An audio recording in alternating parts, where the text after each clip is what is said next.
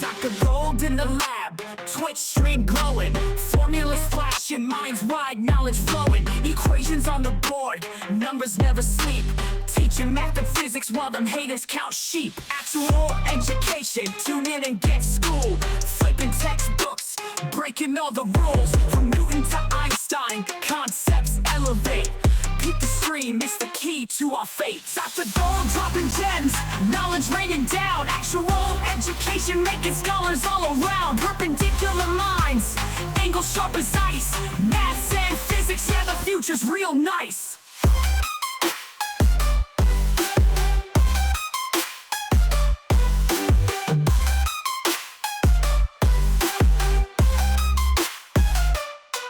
Got the Pythagorean triangles about to flex, quantum theories on deck, breaking all the specs, relativity theories, worlds getting small, grasp the universal laws, standing tall. From the atom to the cosmos, we rolling deep, grazing up the stars, no time to sleep. Black holes and supernovas, concepts we unfold, brain power heavy, yeah, that's Dr. Gold. Dr. Gold dropping gems, knowledge raining down, actual education making scholars all around. Perpendicular minds, angles sharp as ice, maths and physics, yeah, the future's real nice.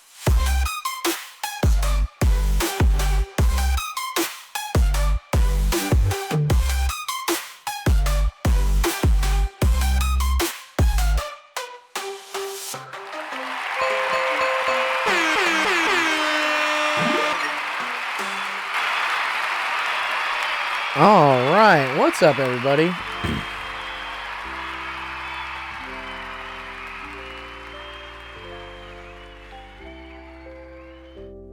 Do do do do do do do.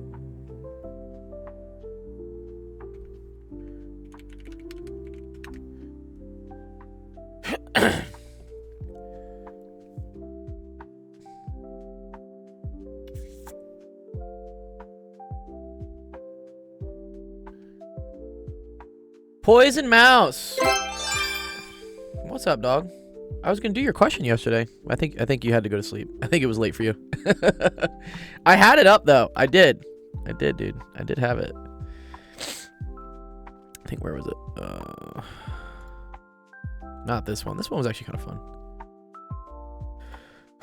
I'll keep. Things keep falling.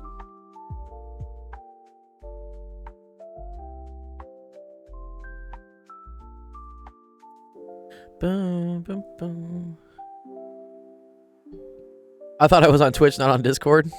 Well, now you're on Discord.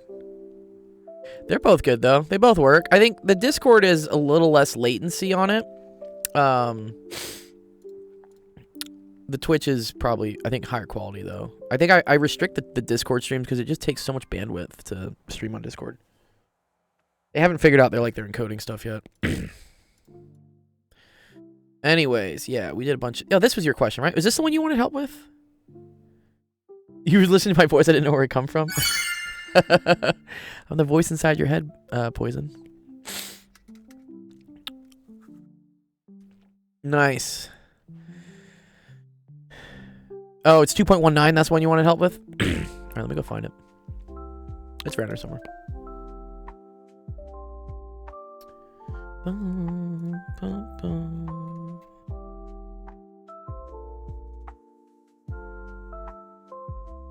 Oh, the two spheres. Oh, yeah, this is great. Yeah, I remember this. I did this question, actually. It's fun.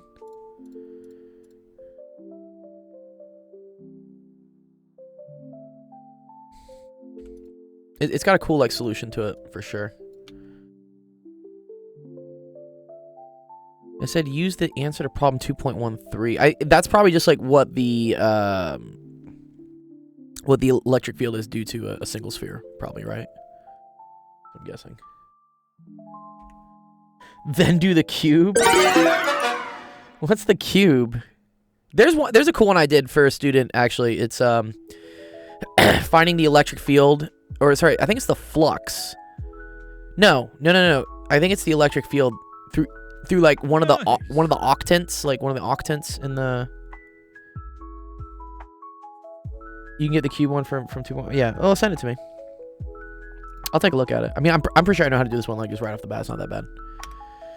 I'm about to be live on YouTube. Yeah, so Nicola, what I do is, well, also, like, this is, you may, like, if you're on your desktop, this is definitely the better way to watch the stream because there's more real estate. It's horizontal.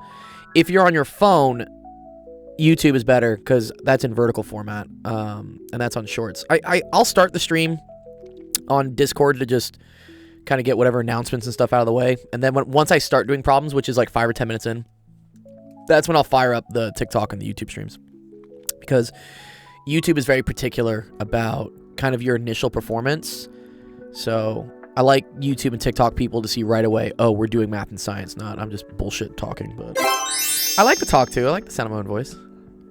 You don't have school today, do you, Nicola? Is it a holiday? No, it's not a holiday, actually. I remember because I have a student who said they had to go to campus today. Apparently they're doing like a protest, or I don't know, because it's National Indigenous Peoples Day or something. There's always just something going on. But yeah, you still have class. Yeah, I saw that. How not considerate of the indigenous people. What are they doing? Oh wait, it was on my voice. Sorry. Apparently they dressed the bear up, dude. I'm so confused. Let me find it. Yeah, this is it. Apparently they they dressed the bear up. I don't know, like it looks like a keffiyeh, right? And some like a blanket, and they're selling Krispy Kreme donuts. This is always the funniest, dude. What? Excuse me, one sec.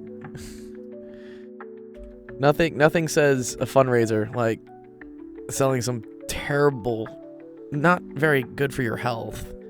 And today is post-elections day. Oh, cool. Yeah. Oh, this month's program rankings came out? Nice. Yeah, Krispy Kreme here. 1 for $3, 2 for $5. At least I got their math right. I'm cool with that. Yeah, drinks for $1. It's nice. But yeah, the bear is apparently being occupied right now on campus. I don't know, whatever.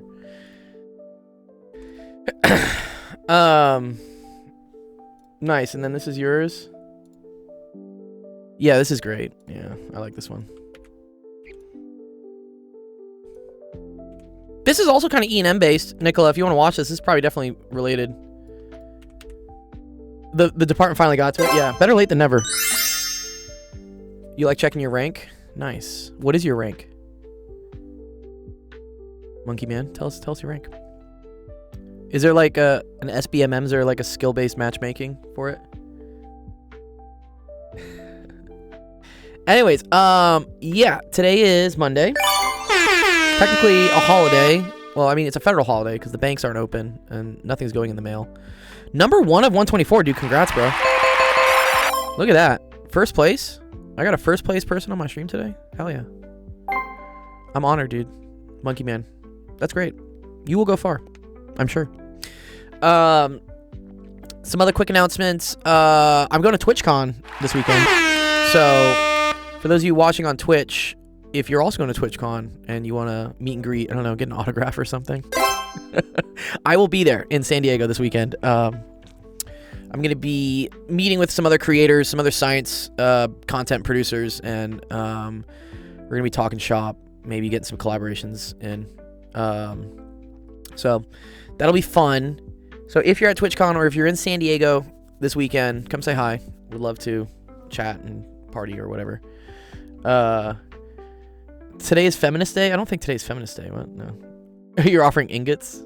No, I'm not offering ingots. Actually, really cool thing. I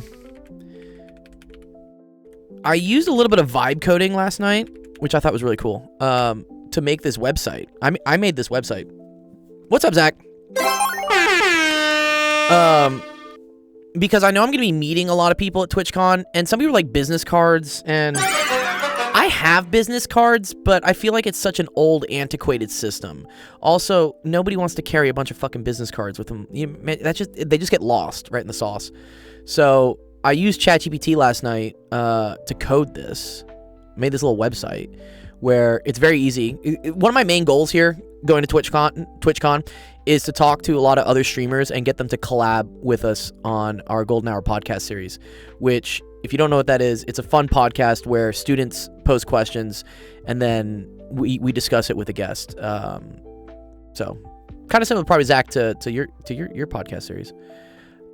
So rather than like give out business cards and blah blah blah, I just made a website that I'm gonna like put on like NFC tags on like, I don't know, like some fun stuff, and they can just like boop their phone and it'll pull it up. But it's a way for them to just dump their name, their channel, some way I can email them later, and then what do they like to stream? You know, I like to know, hey, are you like, are you a science streamer? Are you a, I don't know, like an athlete streamer? Some of these people are like football streamers, and I know we got a lot of people who like sports in our Discord. Sports are dope. So I made this website. That's gonna be cool. I'll probably end up using it, repurposing it for other things I just go to. It just seems like an easy way to like swap contact info. And then also some updates to the Submit website. So now we have a button for the live queue. So if you click here on live queue, now you can actually go see the queue instead of having to type queue in the chat. And then also if you click on the username here, it'll show you what their submission was. So for those of you who are like watching the stream and you're like, wait, what question are we going over? This is a very cool way for you to just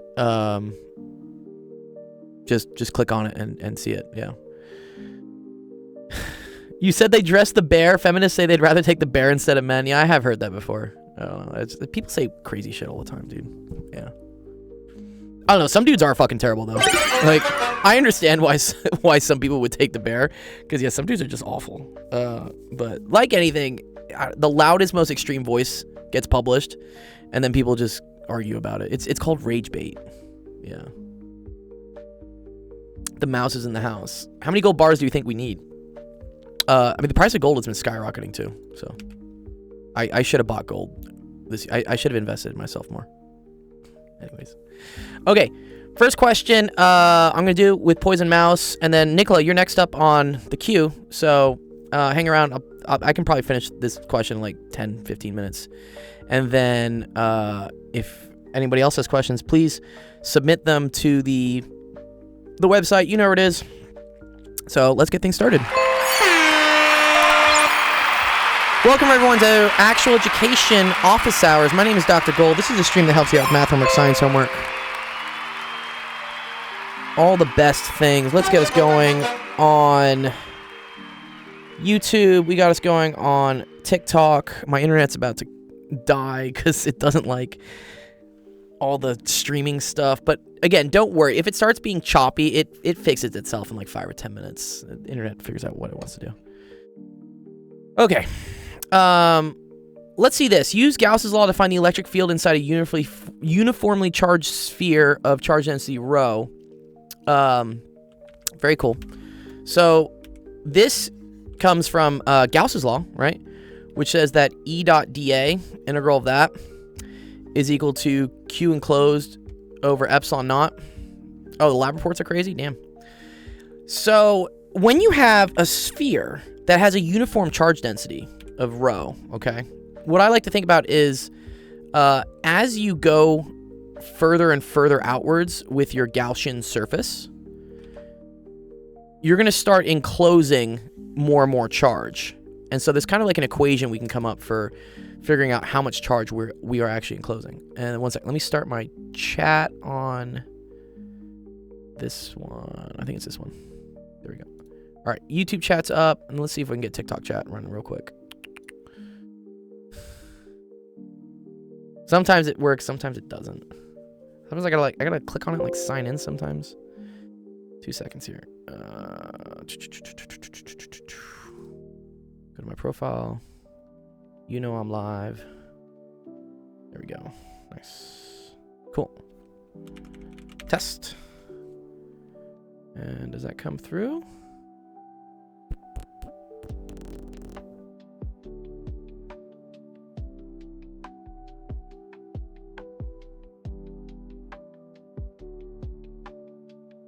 Good night, doctor. I gotta get up in 6 hours. Yeah, good night, dude.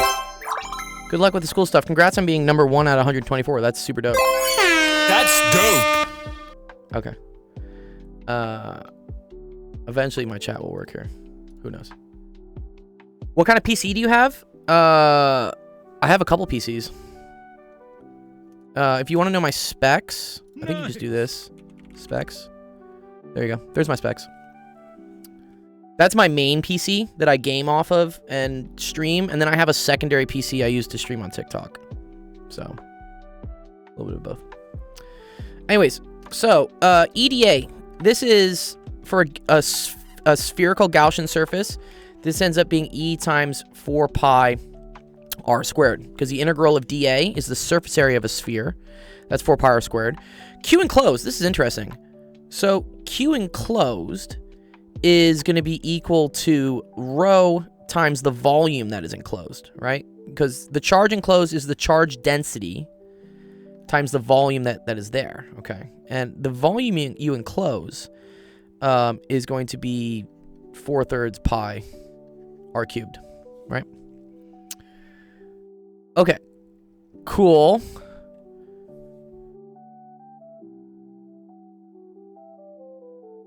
Yeah, I do want gigabit. Yeah, yep, exactly. 4/3 pi r cubed. Good. So then we can write this as 4/3 pi r cubed over epsilon naught. Nice. I see some pi's are going to cancel. So get rid of the pi's. Get rid of the 4's. You can get rid of one of the r's. Or r squared. All right, so now you're left with that E is equal to 1/3 r over epsilon naught. Usually I think we put like a k in here and stuff, yeah. And then, sorry, there's a rho there. Yeah, sorry, my bad. There's also a rho. Yeah, rho. Cool. So this is cool. The electric field actually increases linearly then, right, with radius. This is for physics, but this isn't this definitely is a engineering thing as well. So then here's a cool thing. This is RR hat, right? Which RR hat can then also be written as R vector, right? So this is going to be 1/3 rho over epsilon naught R vector. Yeah? Okay. So 1 over epsilon naught is not K. 1 over 4 pi epsilon naught is equal to K. So I would have to like throw another 4 pi in there. Oh, yeah. Your new favorite channel. That's sick. Welcome. Yeah. Make sure like, subscribe, all that stuff. Follow. You know, you'll get notifications.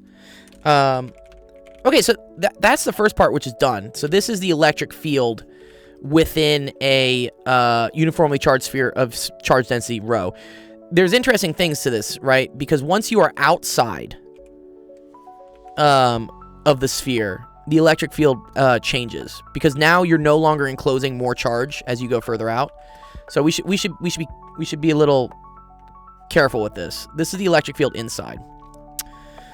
Turns out if you want to do the electric field outside, okay, well, now that's E times 4 pi r squared is equal to Q enclosed. Q enclosed is going to be 4 pi big R. 4/3 pi big R cubed times rho. Because this is the volume of the whole sphere. And then this is over epsilon naught. So yeah, the 4 pi's will cancel out again, but these will not. These are two different R's. So big R refers to what the radius of the whole thing is, and then little r is how far away you are. And the cool thing is this is literally the electric field for a point charge. So once you're outside a sphere, you can reduce that sphere you're looking at as a single point of charge. So, yeah, this becomes, what is this? So like big R cubed over little r squared, 1/3. And then it's rho over epsilon naught. And then it's the same thing, R vector. Or no, sorry, it's just R hat. Interesting. Okay, yeah. This ends up being R vector over R to the third, if you want to put it in vector form. Yeah. Magnetic fields, I totally can. So if you want to submit a question, Foster Pierce, that's the best way for me to work on questions. So right now we have a question coming up from, this was Poison Mouse, and so he sent me this screenshot. There's a website down there that makes it easy to just send screenshots. Okay, so now what I want to do is we want to figure out what the electric field is inside a uniformly charged... Oh, wait, this one, sorry. Two spheres each of radius r carrying a uniform volume charge density plus rho and minus rho are placed so that they partially overlap. And then call the vector from the positive center to the negative center D. Show that the field in this region of overlap is constant. Find its value. Okay. So we gotta. Anytime you're dealing with vectors and stuff, you have to start drawing diagrams. It gets pretty difficult to do it without it. Let's use red and blue for like positive and negative, right? So let's have this be like the positive sphere of charge, right? And then have this be the negative sphere of charge. What times do I usually stream? Also, if you go to that website there, actualdiscord.com/submit, there is a calendar.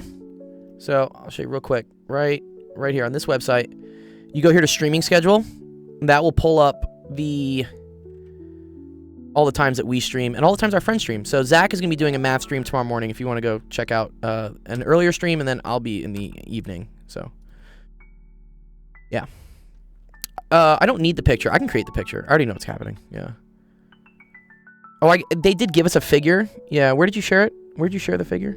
Oh, here. Sure. I don't know, but this figure is kind of garbage. I know what you're talking about. Mouse, this is the figure. I don't know, but it's not even like shaded or anything.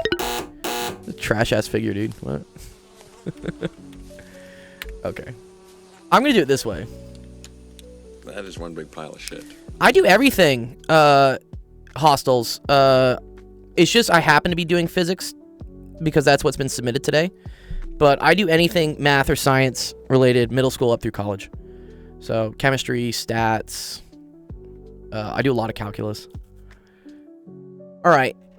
So from the positive center to the negative center, that's a vector D. Let's draw that out. Let's make this kind of like bigger. What color? Let's make this green. Okay. So this is going to be vector D. So this points to from the positive center to the negative center. Oh, cool. Yeah, I can help with electrical engineering for sure. All right, let's talk about what the electric field is due to the red one. Okay. And then let's consider that this right here is our origin. Okay. So I know that the electric field is equal to, in this case, let's restrict ourselves to inside the red sphere. It's 1/3 rho over epsilon naught, and then this is r vector. Okay. Key thing about r vector is r vector in this case, let's say like r plus vector, is the vector that points away from here to some position r. I want to describe this position from the origin instead. So what we could say is, like, for instance, this right here is r plus vector, okay? Whereas when I'm measuring things, right, I'm measuring things from the origin, and so this is really what, and let's make it a different color. Let's make it blue. I like this one. This is really what r vector is. Because eventually, at the end of the day, I want the net electric field as a function of r vector, so measured from the origin. And that's going to need to be the electric field contribution from the positive one plus the electric field contribution from the negative one. The negative sphere, okay? So, cool. We got our hat there, right? Okay, let's figure out what the electric field would be from the negative one, right? So this one's the positive. So E negative is going to be negative 1/3 rho over epsilon naught. And then we're going to say this is like r vector negative. Okay. So that points away from the center of this one. Okay. And let's say, for instance, that points to here. Okay. So let's call that like r negative. Explain Rolle's theorem. I have a good video on Rolle's theorem. If you go check out my TikTok, hike, I have so many videos. I have a really good one on Rolle's theorem. It's on my main page. I can show you real quick. Where's my TikTok? TikTok. I think I did this. Rolle's theorem, is that the mean value theorem one? Yeah, here we go. Understanding the mean value theorem and Rolle's theorem. Yeah, go watch this video. It's right down here. It's got fun stuff in it. So, yeah, if you're on TikTok, go to my profile page, leave me a follow, please. And then I have a video down here, literally on Rolle's theorem. And if it doesn't make sense, like, come back to the stream and ask me a question about it, and I'll help you. Rolle's theorem is not MVT. It's a special case of MVT, is what it is. It's when they're both 0, I think. Yeah, it's when like y1 and y2 are both 0. Yeah. You call it the Lagrange theorem. Oh, okay. All right, so here we got E negative. Okay. So let's try to write this out. Right, E plus plus E minus. So that's going to be equal this. Right. Minus this. Okay. Which is going to be equal to 1/3 rho over epsilon naught. And then this is going to be r plus vector minus r minus vector. I can definitely do linear algebra as well. Yeah, definitely can. Okay. Making sense so far? And then where is... No, not that.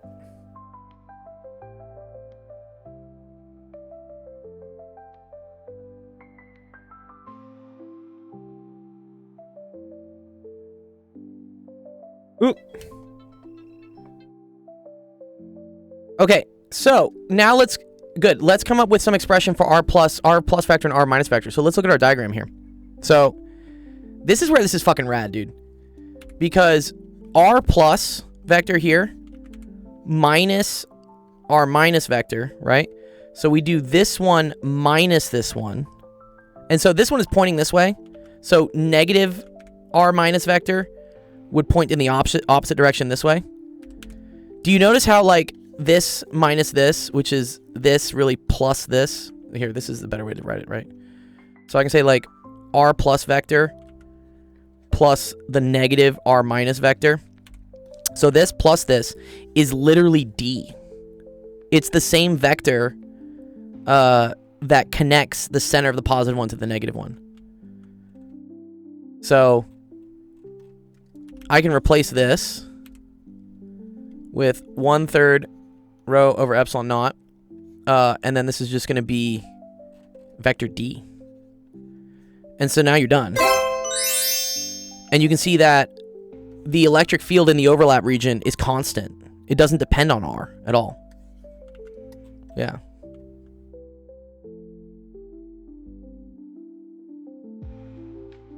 The other way I could have written this, so I did this in this way and this way, is if we're measuring it, I could have also written that, let's say this is, you have to, like, point to this. This is, like, R0 plus. Then you would say that R vector is equal to R0 plus R plus vector.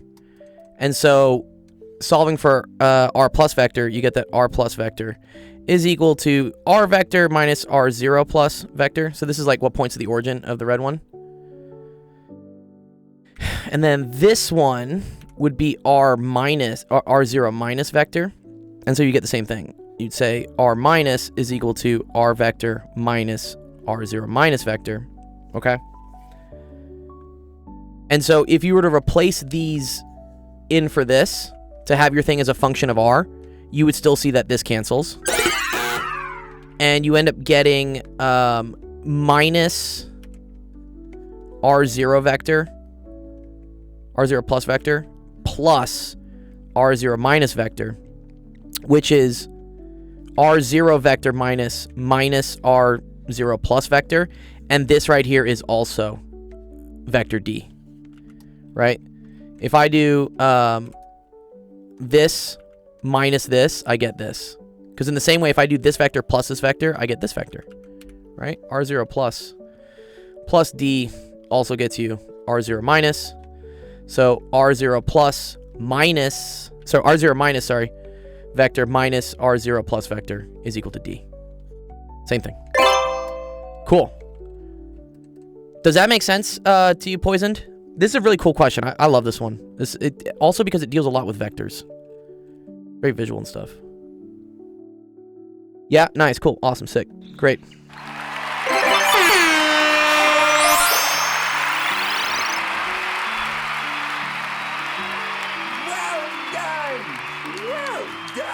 Poison says we should do more of these like a study group. I mean, this kind of is the study group, right? But you guys are just coming up with the questions. Yeah, Don used to do this too. Don would like run through a physics course. And those are really cool. He's basically teaching at that point. The only issue is like, everybody has to be kind of on the same page to like go through it. Don retired.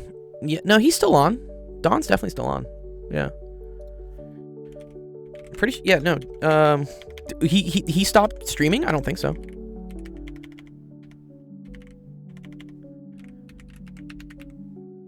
Genuine question.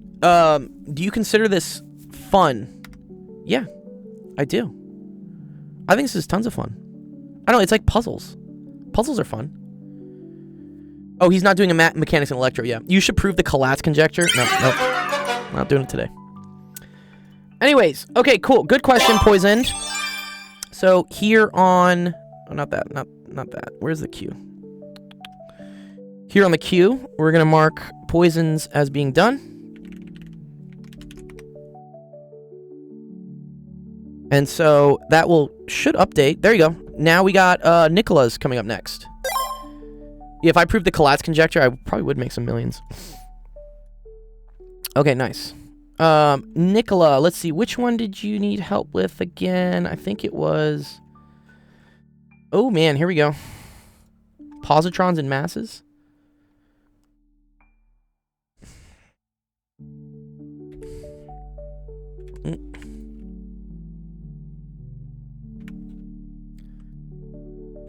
Okay, here are the Q. So again, yeah, if you're just joining us from YouTube, Twitch, whatever, feel free, please. We have a website if you want to submit screenshots for questions. Just put in some sort of username. I don't care what it is. And then drag and drop a screenshot, upload it. We'll go through it. You can always see what the queue is so far. Nicola's got a couple cool questions. If anyone submits one like in between, I'll bump up and do yours after Nicola's. But if no one else is answering questions, I'll just run through all of Nicola's.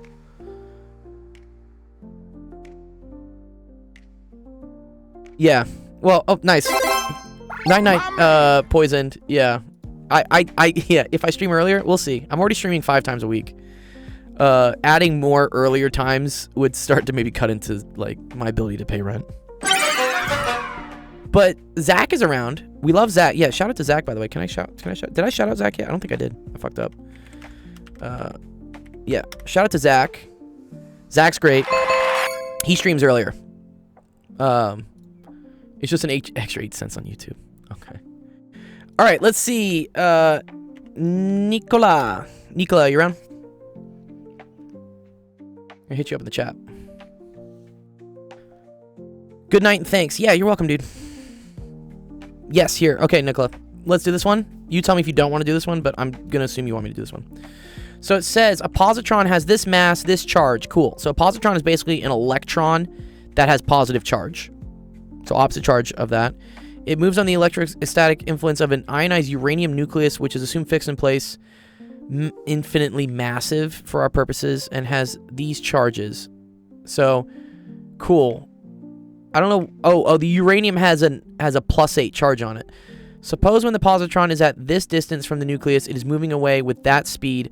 What is the speed when it's this? So this is conservation of energy, right?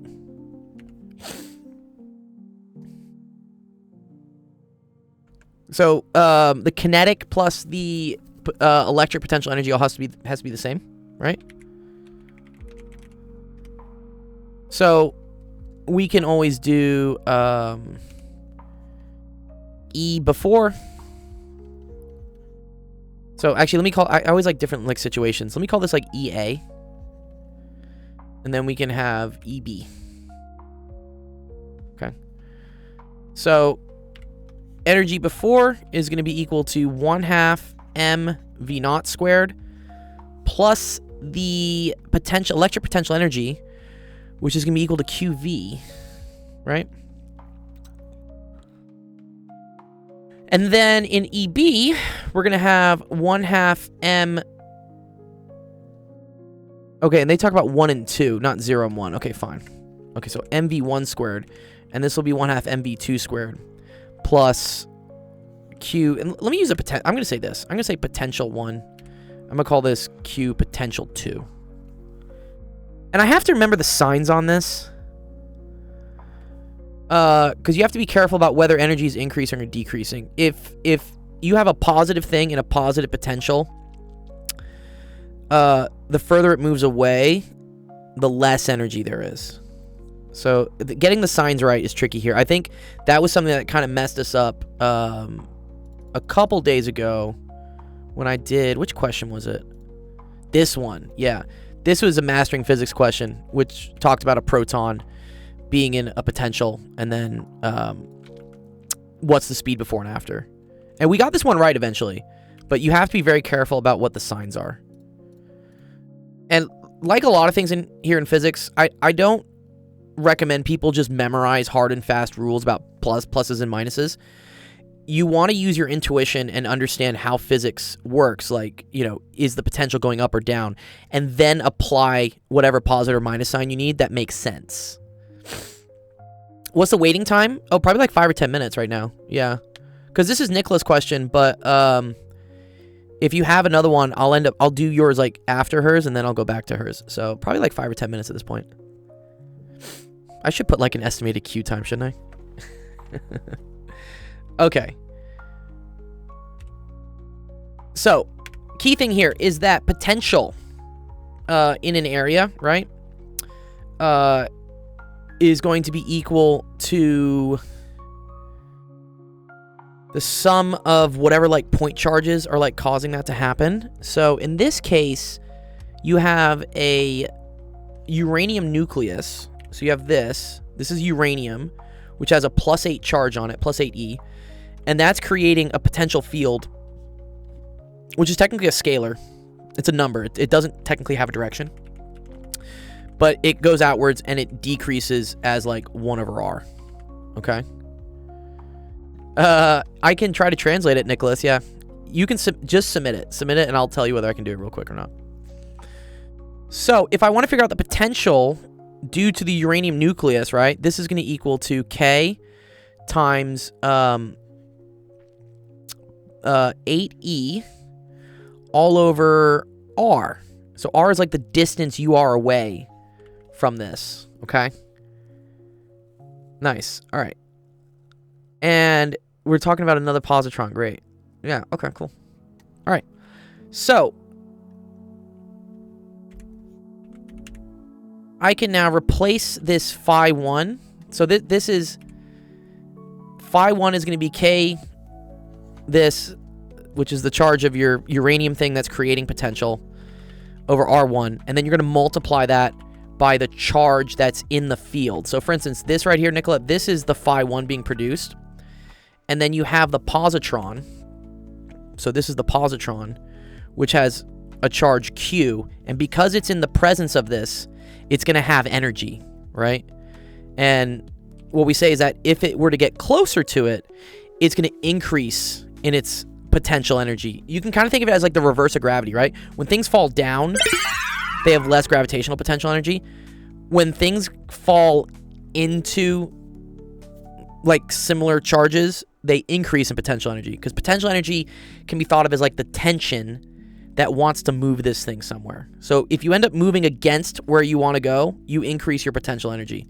If you move away from where you want to go, you're technically decreasing potential energy. That's how I like to think of it in like the big picture, because it gets really confusing, potential and like your positive, negative, like what's going on. Okay,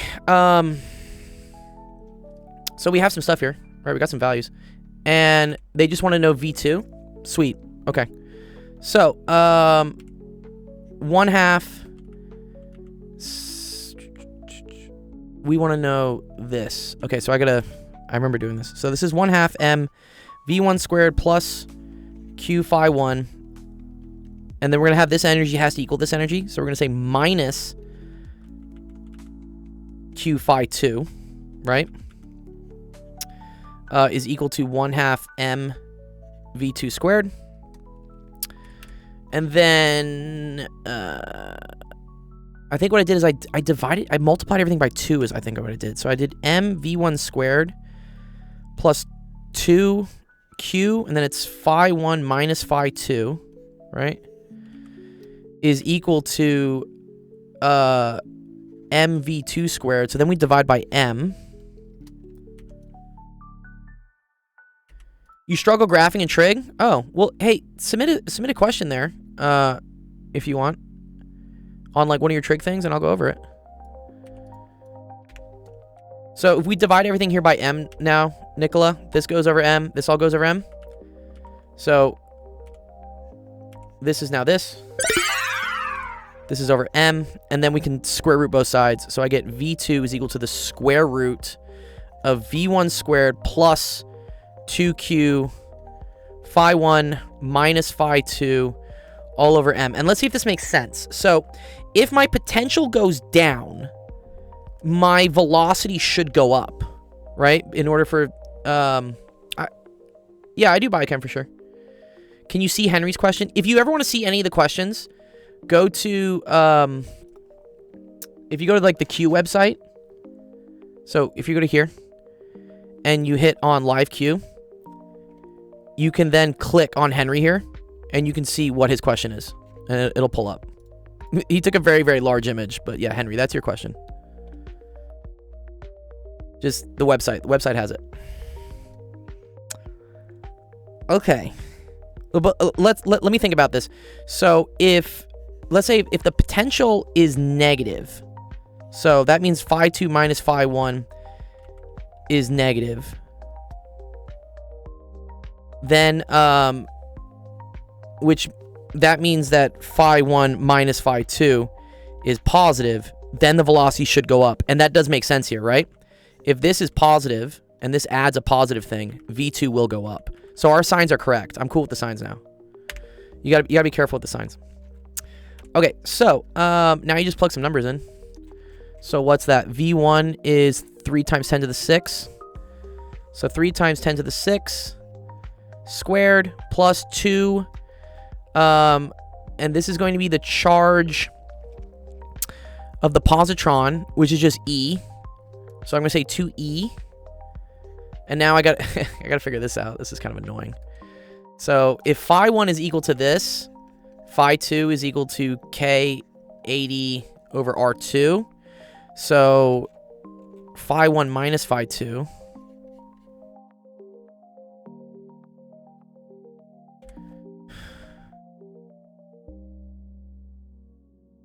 Yes. Yeah. What do? I teach physics at UCLA. I also just help people. I have like a nonprofit. Okay, so this is 8KE, right? If I do this one minus this one.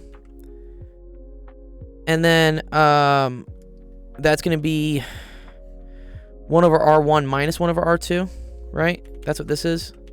So this whole thing comes into here. This isn't electromagnetic fields. This is just I don't even think this is electric fields. I mean, there are electric fields being created, but it's just conservation of energy with electrostatics. Okay, so then this is 8KE, 1 over R1 minus 1 over R2. Okay, and then this is all over the mass of our positron. Okay. Kind of a mess. We're going to get there, though. So 2E and 8E is going to be 16E squared. So 16E squared K.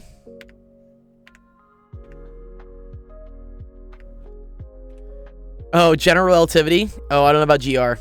No. No. I don't really want to do GR, dude. Don't give me... I don't like relativity, honestly, in general. Relativity is such a mindfuck. This topic is E&M. Or it's really electrostatics is what we're doing. If you want to see the question, the website down there, if you hit on the live queue, you can click on the question that's being answered right now. If you want to like read what's happening up here. God bless. Good luck. Thanks, man. Appreciate you.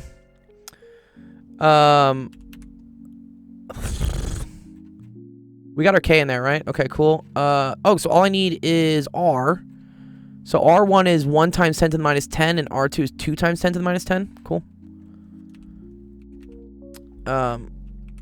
So 1 times 10 to the minus 10 is equal to R1. 2 times 10 to the minus 10 is equal to R2. If I was being a clever man, I would write those in, but I don't care. I'm going to pull up the calculator now. Donde está calculadora? There we go. Cool. All right. We got to do this on the calculator. So we got 3 e to the 6 squared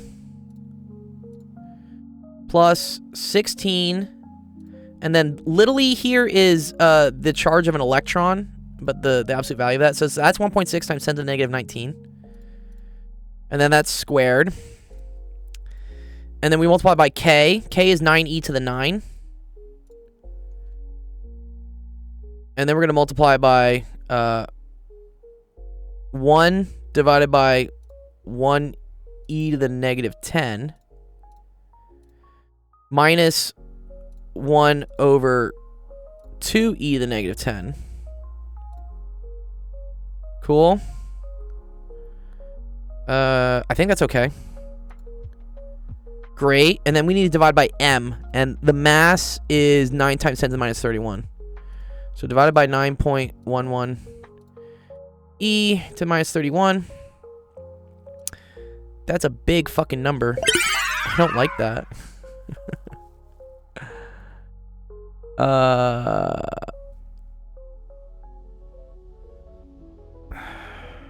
I guess the minus 10s are kind of fucking us, aren't they?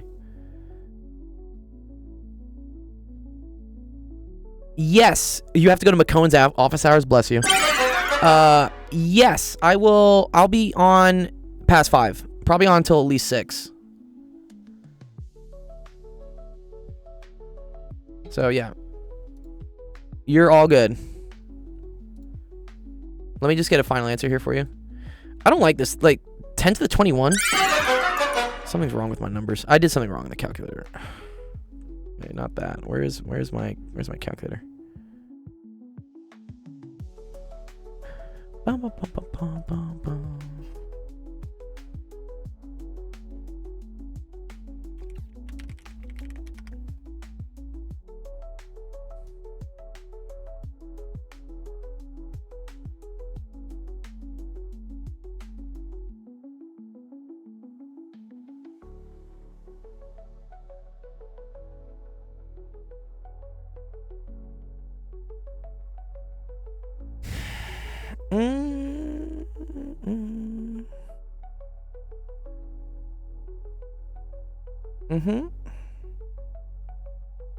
What is A-Rock? I don't know what A-Rock is. Sorry, I want to see why this is wrong. What do we do? So we did...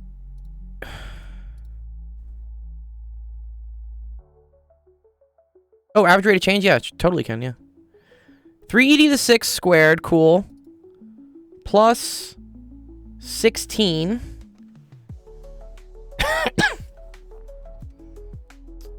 Right? 16. Oh, e squared. No, I did do that, right? Wait, what? How did that become exactly 9e to the minus 12? One sec. I feel like this is wrong.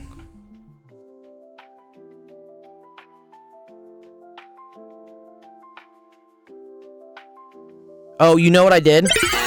I needed to divide this by m. Sorry, that's why it was. Okay, watch this. Okay, it's this. I made a little calculator boo-boo. It's this divided by the mass. Yeah. I see why I was getting the same number. Because I just did this plus this and then all divided by this. Not going to work. You have to do this. This is a very, very small number. And so this is also a very small number. So if you add a regular number to a small number, it doesn't change it very much. That's why I was looking. I was like, wait, why is it the same value? Okay, sorry. Then what's the mass of this electron? 9.11 times 10 to the minus. Okay, 9.11 e to the minus 31. Okay, there we go. Much better. My man. Good. Okay, then we square root this.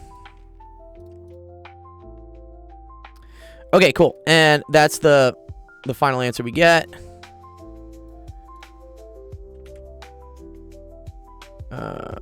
Don't need all that. Not this. Okay, cool. So looks like this many meters per second. Which, what is that? That's 5.4 times 10 to the 6.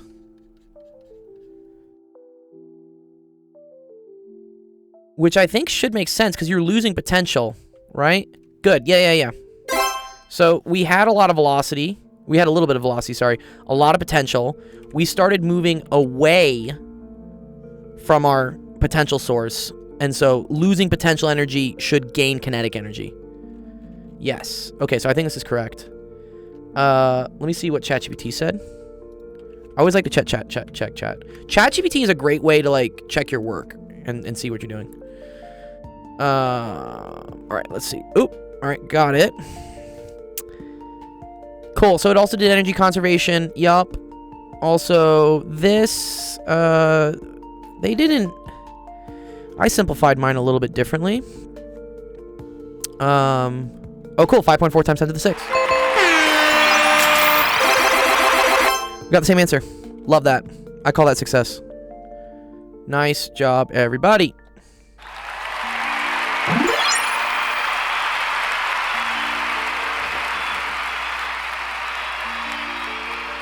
So, let me download this for Nicola.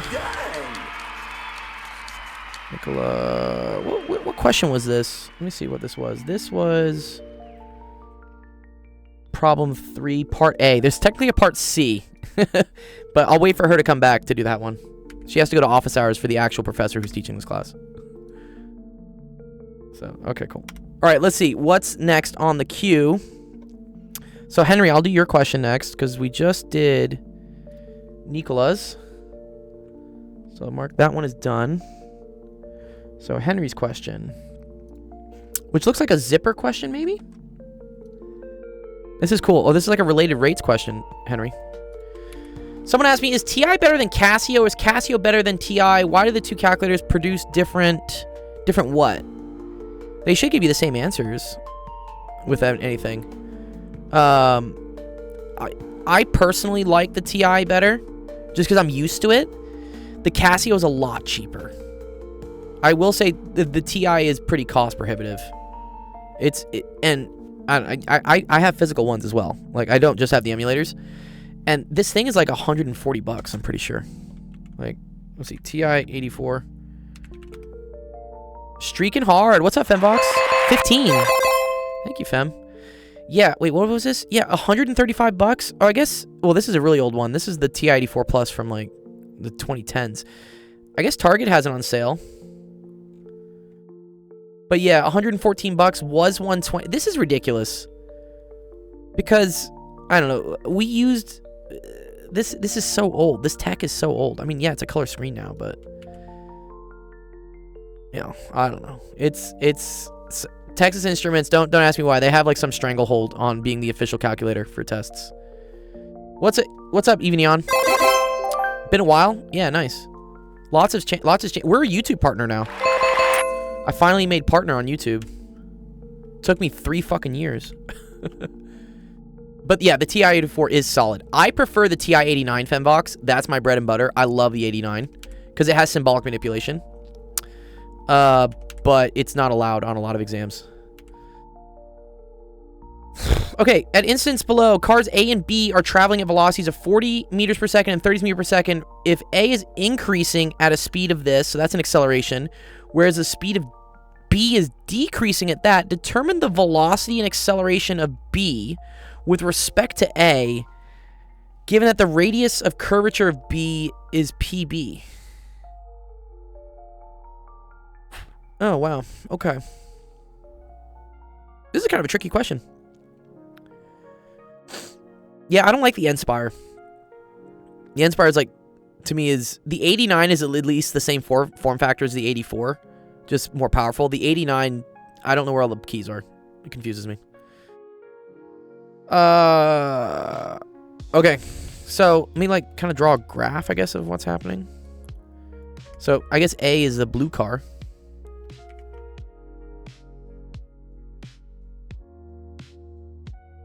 You think you have to use polar coordinates? We might have to. Let's see.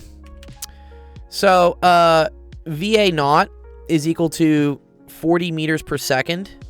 And this is in the y-hat direction. I'm going to put things in Cartesian first, and then I'll probably just put it in polar. You're right.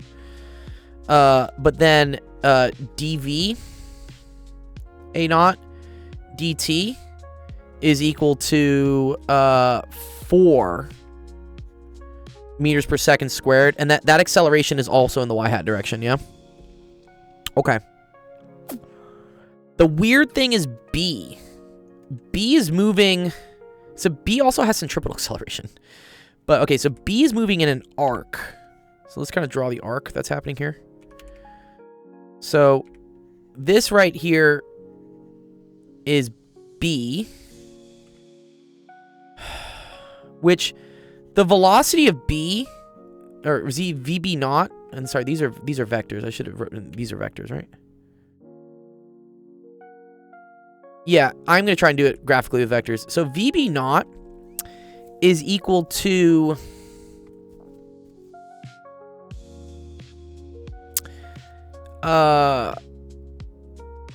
is 30. And that's in the phi hat direction, right? Like, its velocity is always pointing tangentially to your curvature, right? Which I think the way to describe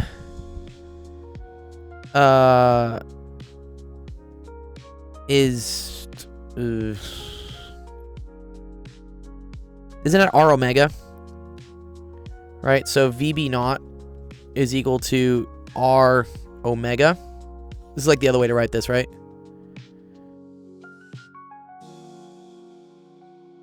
Or maybe NT coordinates.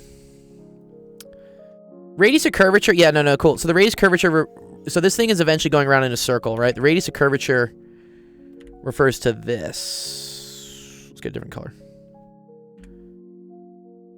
It came right out of the dynamics text, yeah. So this is radius of curvature. This is R. So I know a couple things, right? I know that tangential speed, V, is always equal to R omega. And then I believe this is in the... I'm going to say theta hat direction, right? Because it always points where the angle is going. I think this is right. Okay. And then the acceleration. So dvb naught dt.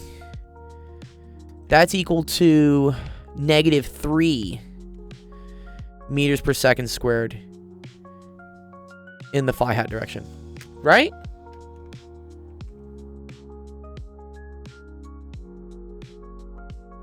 We following along so far?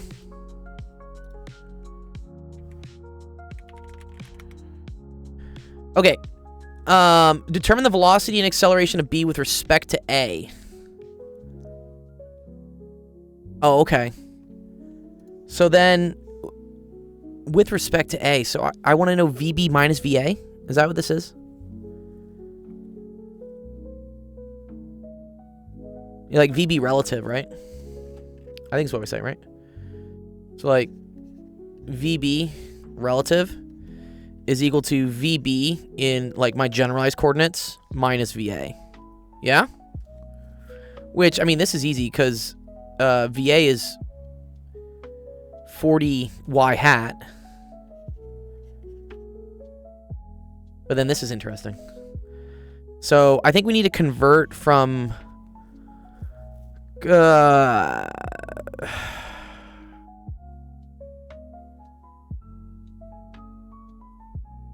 think we need to convert this from polar to Cartesian. So, yeah. Okay, so x hat is equal to r cosine theta. But then I need, like, where it is. Or no, I shouldn't say x hat. I should say x is equal to r cosine theta. Y is equal to r sine theta. That's the general polar parameterization, yeah?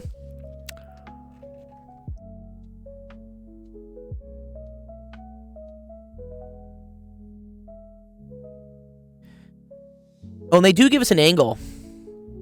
Oh, very cool.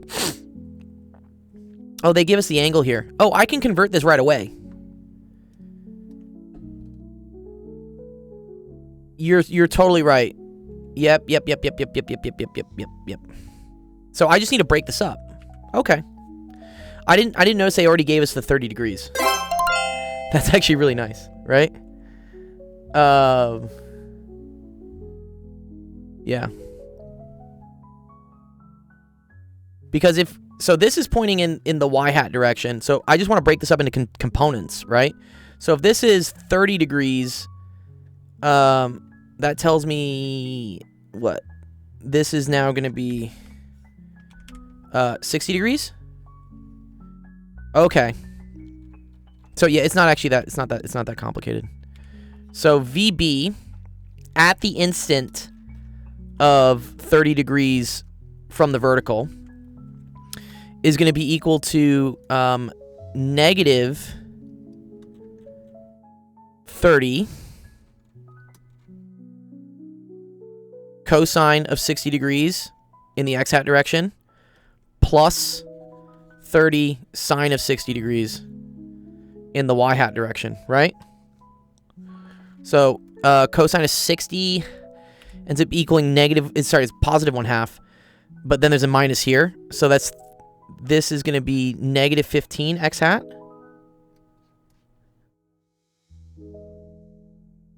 Right? Plus 15 square root of 2 y hat. Yeah? I think so. Okay. So then VB relative is just going to equal negative 15 x hat plus 15 square root of 2 y hat subtracted from 40 y hat.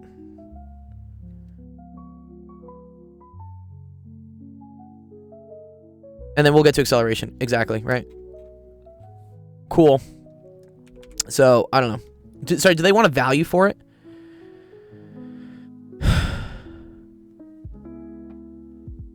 I guess we could get a magnitude, maybe. Yeah. I mean, this is correct, right? This is the full form of it.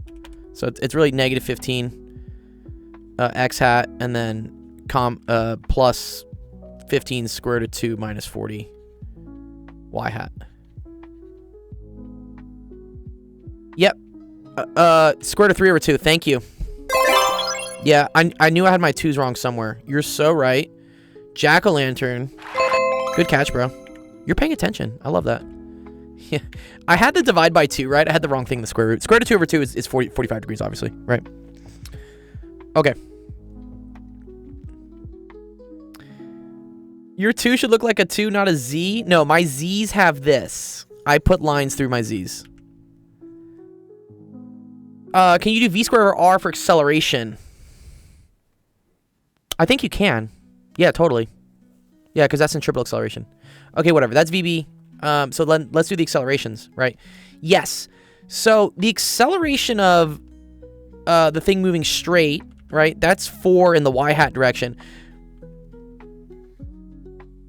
But in order to do the acceleration for this thing, I can definitely do DiffyQ. Yeah. Give me a screenshot. I tell people. There's a website right there. actualdiscord.com/submit. Be like all the other cool students and just drop in a screenshot of some sample homework question, practice test question, previous test question. I don't care what it is. Something you want me to go through, I'll go through it and I'll teach it to you, and everyone on the stream here will learn. We love it. You just have to help me. Help me help you.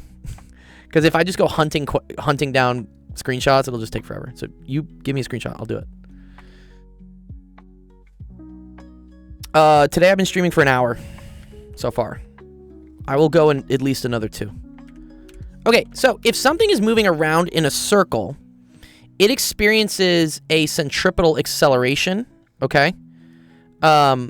Directly towards the center of the rotation. The interesting thing here... Oh, they did give us... Okay, cool. What's funny here, though, is I'm going to have to figure out what R hat is.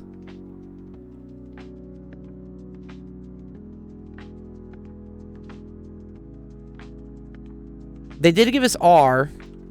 I think I have to assume it's happening... Oh, man.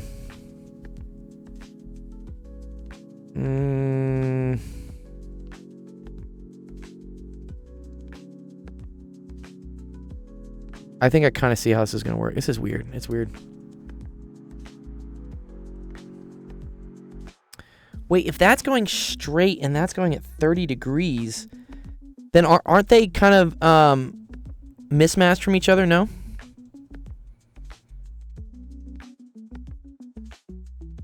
Yeah, this is an interesting like geometry question. You have normal and tangential acceleration? Tough question. That's why it's only a 1 asterisk. So you're right. I do have tangential acceleration. Correct. My issue here, Hike, is that my normal acceleration points towards the it has components to it, right? So this thing right here has acceleration pointing in this direction. The question is, how do I break this up into X and Y components?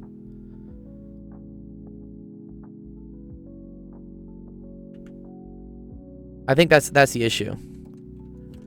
Because, yeah, sure. So, acceleration of B, I agree, is going to be... Yes. So there's going to be... but then what's the direction, Fembox? Right? So it's going to be acceleration at B tangential plus acceleration at B perp, normal, I guess, right? Sure. And so that's equal to...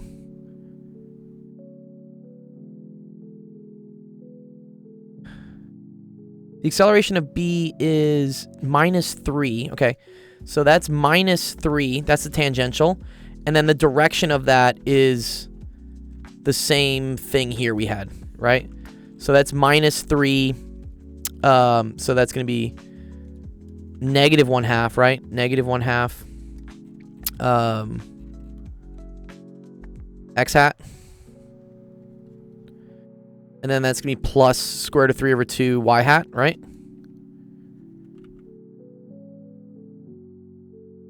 And then you have the perpendicular acceleration, which needs to be equal... Oh, I see, because it's normal. Yeah, you're right. Yeah. I'm sorry. I had a brain fart there for a second.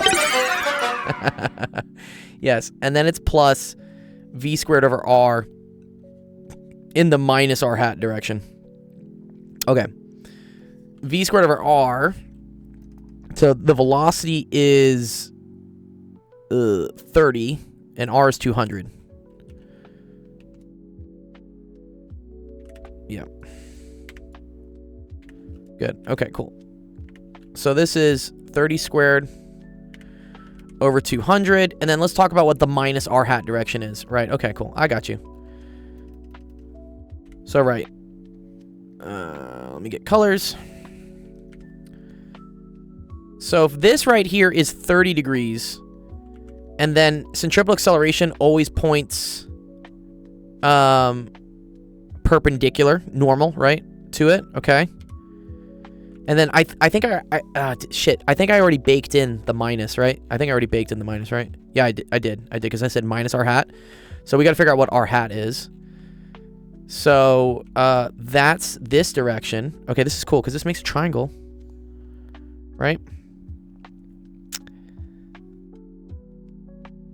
Uh-huh. Look at this. This is also 90, right? This is so cool. No. Yeah, there we go. That's what I want. Okay.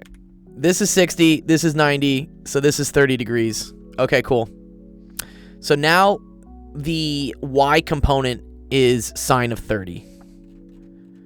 And then the x component of the acceleration, normal, the perpendicular acceleration, is cosine of 30 degrees. Oh, okay, cool. So, let me just write that up here. Yes. Very cool. So, r hat is equal to r, or no, it's just equal, we don't need the r in it anymore, right? Yeah. I just need cosine of 30 degrees x hat plus sine of 30 degrees y hat. That's r hat.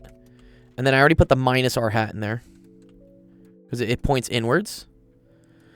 Cosine of 30 is square root of 3 over 2. And then this is plus 1/2 y hat. Okay, nice. Okay, we're almost there. We're so close.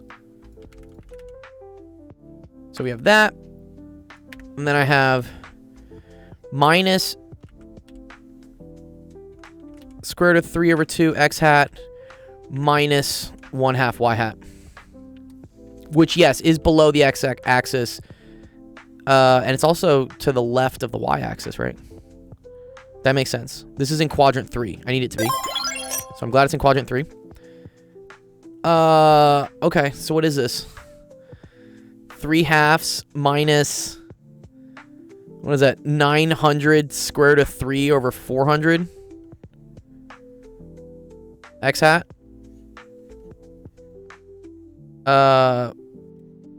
Minus 3 square root of 3 over 2.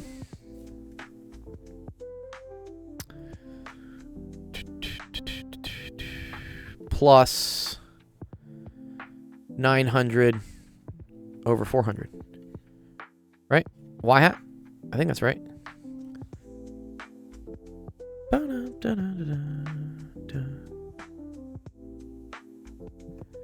I see. And then that's just the acceleration of B. And then we have to do B minus A.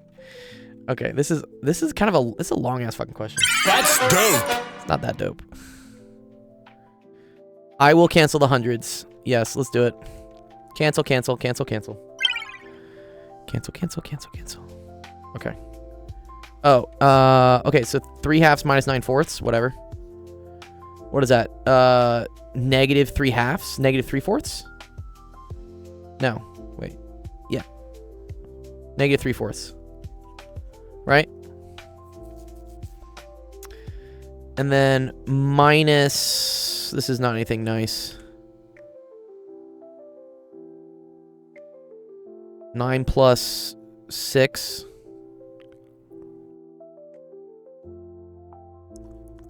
Square root of 3 over 4. Y hat. Rigorous. Yeah. Okay, cool. So then this is AB. So then AB relative is equal to AB minus acceleration of A. Acceleration of A we said was 4y hat. So that equals all this.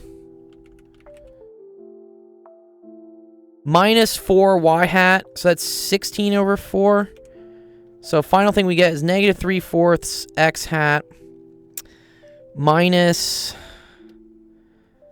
7 plus 6 square root of 3 over 4 y hat. Is that right? Minus 16 over 4.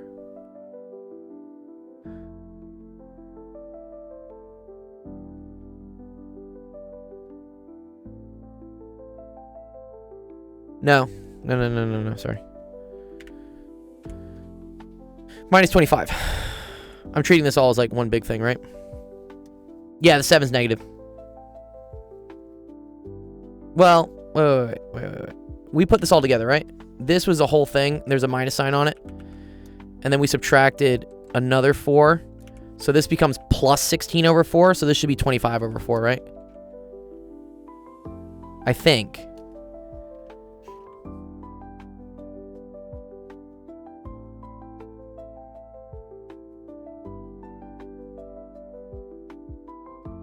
$25. Okay, cool. All right. Let's get out the calculator. I want to see what we get here.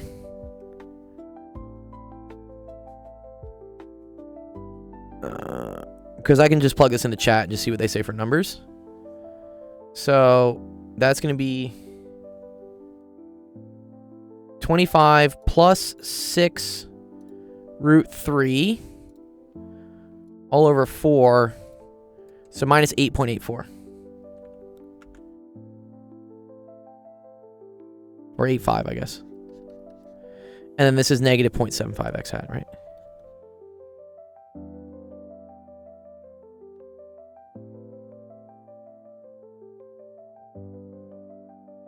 Ooh, you didn't get the same x. Uh-oh. What'd I do wrong?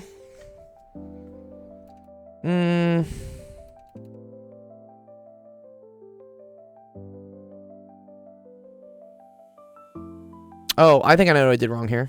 Dude, what? I forgot the square root of 3.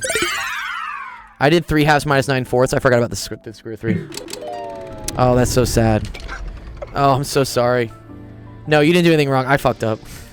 Oh, no. No, it's so sad, dude. God damn it. No. Sorry, it's 3 halves minus 9 fourths square root of 3. So it's really 6 minus 9 root 3 over 4.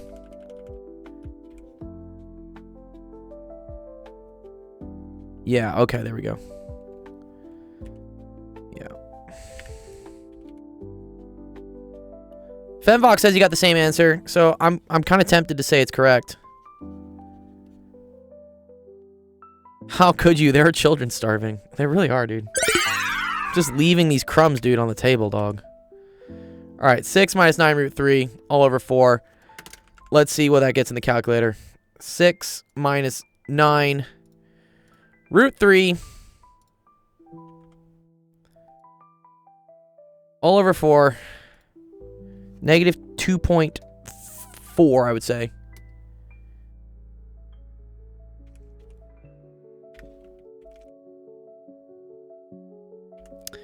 So I think that's it, Henry. Nice problem. Yeah, fun. Dynamics. Okay, let's see if that's the correct answer. Let's pull in some ChatGPT.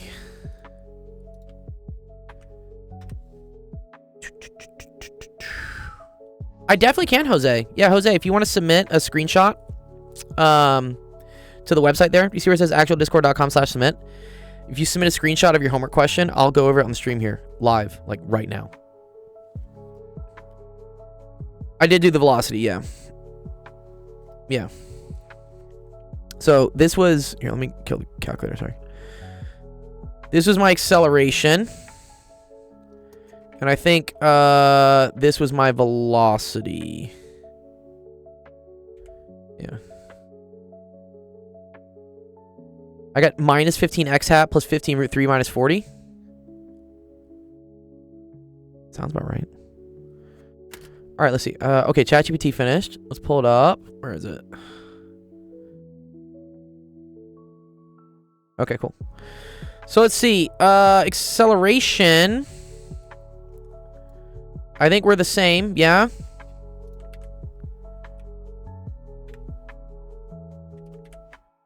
That looks pretty similar. 2.39. Yeah, minus 8.848. Whatever, I'm rounding. Okay. And then...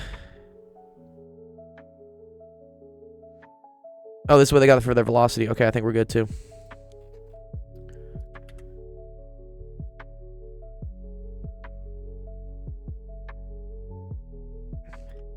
Nice. Yeah, look, that's... I'm assuming this is 15 root 3 minus 40. Sounds about right. Oh, here, let me just check it real quick. 15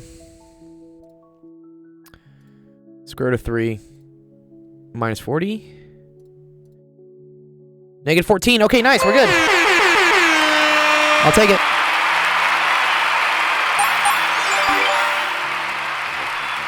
Beautiful. Fun question there, Henry. GG, yo. Thanks, Jack Lantern. You helped me out there, dude. I almost had this. I had the sine of 60 degrees being square root of 2 over 2. Yeah, nice, Henry. Henry, if you want this file, just join our Discord. Tell me what your username is, and I'll send you the screenshot. Oh, you can't find it? Oh, it's right here. Wait, one sec. You can't find what? You can't find the website? The website's just this. It's just actualdiscord.com. Just literally type in www.actualdiscord.com. It'll automatically go to the submit part. How do I program my brain to enjoy this instead of Warzone? I don't know. You want like some more noises? Are those cool? Surprise, motherfucker. Here, more sounds. I can hit more things on the soundboard.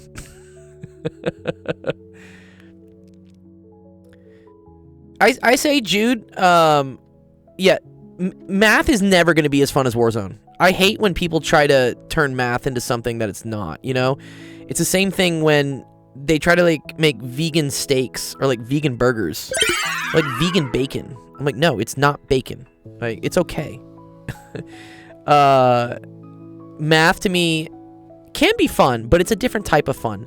So, and sometimes math is very tedious. Sometimes it sucks. And that's okay. That's all part of math. But I think what's important is to maybe see the big picture of that doing this is the same thing as grinding. The same way that, man, dude, playing shipment 24/7 on Warzone is not very fun, right? It's mind-numbing. But sometimes you just gotta grind camos and you gotta grind skins and whatever, like unlocks. Math can be like that sometimes. You're just grinding at different problems, so you're building up like your skill set, and then that enables you to, like, I don't know, get the gold skinned M60 or something. But in this case, it's you can do more fun stuff in math, or you can do physics, or you can go get a job because you've learned how to problem solve, and then that job will pay you lots of money, and then you can go buy a 5090 or a PS7, whatever's coming out, dude. So maybe see the I think seeing the long-term benefits of stuff kind of helps. Yeah, dopamine.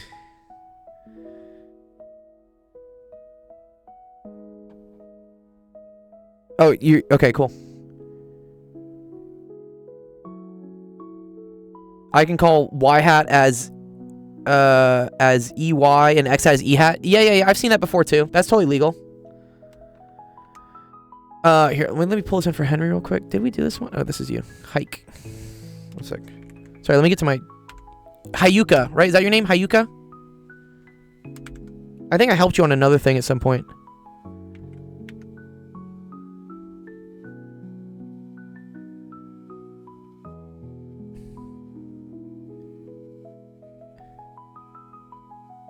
Femfox says, I was looking at an online bio course, and they did have some kind of software that could graph proteins in 3D, but I don't remember what it was. Yeah, they do have some dope visualizations. And, I mean, that's not to say that doing these problems can be more visually stimulating. I think that's what I do with my YouTube shorts and stuff. I try to visualize things a little bit more fun. Put some memes, put some humor, some, you know, soundboard effects. But at the end of the day, like, math is going to suck sometimes. And so you just got to embrace the suck. The suck is what makes it worth it. Why don't you become a teacher or tutor? I am both there, Schleb. I do tutor and I do teach. I also stream. I do all these things. The streams are free. The tutoring and teaching is not. If you want me to tutor or stream... if you want me to tutor or teach, it costs money. This is free. A hard math question is like an annoying, really difficult boss you're stuck on. And it feels so rewarding when you get it done, even though it kind of sucks while you're doing it. Exactly. D Hammer, you nailed the hammer on the head. You nailed it. You nailed it on the head. You lived up to your name, bro. Yes. Chemsketch. Yeah, Chemsketch is cool. You love my content. Thanks, Keek. I appreciate that, King Coziness. That's really nice of you, dude. What is S-plane? If you have a screenshot of what it is, King of Coziness, I can maybe look at it and kind of understand it. Math problems are the final boss. Yeah, they really are. That is true.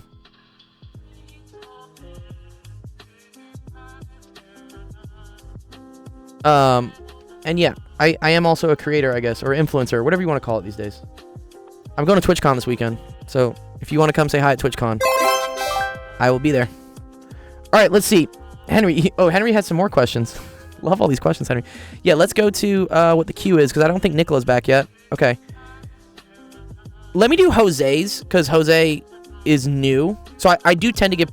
I will, like, do at least one of yours, and then I will skip to whoever's new on the queue who hasn't answered a question yet. But then I'll come back to yours, Henry, if you want. Just hang around. I'll be streaming for the next 2 hours. Let's see what Jose's question is. Ooh, volumes of revolutions. Here, we're going to Mathland. Yeah, here we go. This is it. So, yes, I just did... I think I did... Did I do question 4 for you, Henry? Again, if you want to see the questions we're working on, if you go to our main website here, submit your screenshot, and you click here on the live queue, you can see all the questions that have been asked, and you can click on this and see a screenshot of what they submitted. So we did yours, Henry. I did number 4 for you, so let me remove that one real quick. Did number 4. But now we're gonna help out Jose. This is Jose's question. Okay. All right. The volume of the solid obtained by rotating the region about the given curves is specified on the line. What is the volume? Great. Let's graph this. X is equal to... Wait. Oh, you have 2 y coordinates. Okay. Y is equal to 8 sine x, and y is equal to 8 cosine of x. And we're going from 0 to pi over 4. So I'm going to try to, like, figure out what the endpoints for this are, right? So 8 sine of 0 is just 0. And 8 cosine of 0 is 1. So here, let's call this one, like, the green one. I'm going to call that, like, y2. I'm going to call the red one here. We're going to go Christmas colors. We'll call this y1. So this is where it does help, guys, in pre-calc to remember how to graph sinusoidals, because you need to do it in calculus. I know. It sucks. But... So sine starts here, right? And we know does this. Whereas cosine starts at the max amplitude and then does this. Okay? So in this case, and we're only going to 0 to pi over 4. Cool. So pi over 4 is only 45 degrees, right? So we're only going to do 1/8 of a cycle, right? 2 pi would be a whole cycle. So... starting at 0, sine of 0 is 0, and then sine of pi over 4 is equal to square root of 2 over 2. So multiplying that by 8, you end up getting 4 square root of 2. So I know this is going to kind of go like, I guess this, right? It doesn't do the top. Yeah. So we're going to get to here. So this is going to be at pi over 4. And that's going to be also located at 4 square root of 2. Okay. And then kind of the same thing with cosine. Cosine is going to start up at 8. And then it's going to come down. And it's also going to meet at pi over 4 for x. And at 4 square root of 2 for that. Okay, and then we are revolving this. Ooh, we are revolving this around y equals -1. So this right here is the thing that we're, like, spinning around, okay? And then this right here is, like, the cross-sectional area. So what this ends up looking like, it's kind of funny. It's going to end up looking like a bunch of these, like a bunch of, like, I want to say, like, it looks like a bundt cake, probably. It's probably going to look something like this, right? Looks like a bundt cake. It's not a torus, though, because this is flat.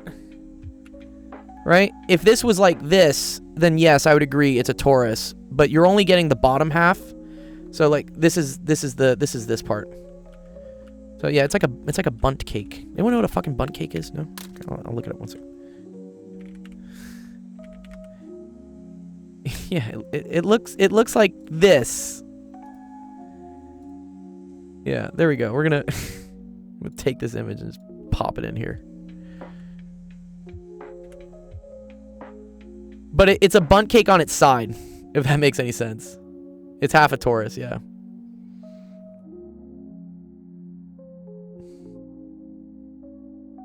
You never heard of a bundt cake? Yeah, this is a bundt cake. So it is like a torus, but okay, it's gonna be rotated this way. There we go. So that's kind of the visualization of what happens, because this area here is going to be a hole, right? Because you're only taking this, and yeah, it looks yummy, right? Okay, fuck. All right. All right. I want to do washers. I hate cylindrical shells. Fuck cylindrical shells. I'm doing washers. I think I can, right? I think I can do washers, yeah? Not gonna get mad at me, right? Okay. All right. So the method for washers. So if you're revolving around y equals, then you need to step forward in your washers in terms of dx. Okay? And that's going to go from r. So the first thing you do is you figure out, is it dx or dy? All right? When you're doing washers, whatever your axis of rotation is the opposite. So if I'm rotating around, well, sorry, it's the same. I'm rotating around an x thing. It's y equals. But it is parallel to the x-axis, so this is going to be dx. Because we're going to be putting in a bunch of, like, these circles as we build them. And x is going from 0 to pi over 4. And then this is going to be pi on the outside, and then this is r... I think, like, I call it, like, r top squared, r outer squared minus r inner squared. Yeah? And then that's it. Right? So the cool thing here is that our outer is going to be this green curve, right? This is always the outer radius of what we're looking at. And so describing that would be the y coordinate of this curve. So our outer is equal to the y coordinate of this, which is 8 cosine of x. But also you have to add an additional 1 because the axis of rotation is 1 below where y equals 0 gets measured from. So this is this plus 1. Okay? So that's our outer. Whereas our inner is going to be equal to the y coordinate of this one, also plus 1. So that's going to be 8 sine of x plus 1. This is the most important thing. And this is the thing that screws up students all the time, especially when you start rotating about axes that aren't the x or y axis. You need to account for what this constant, like, offset is.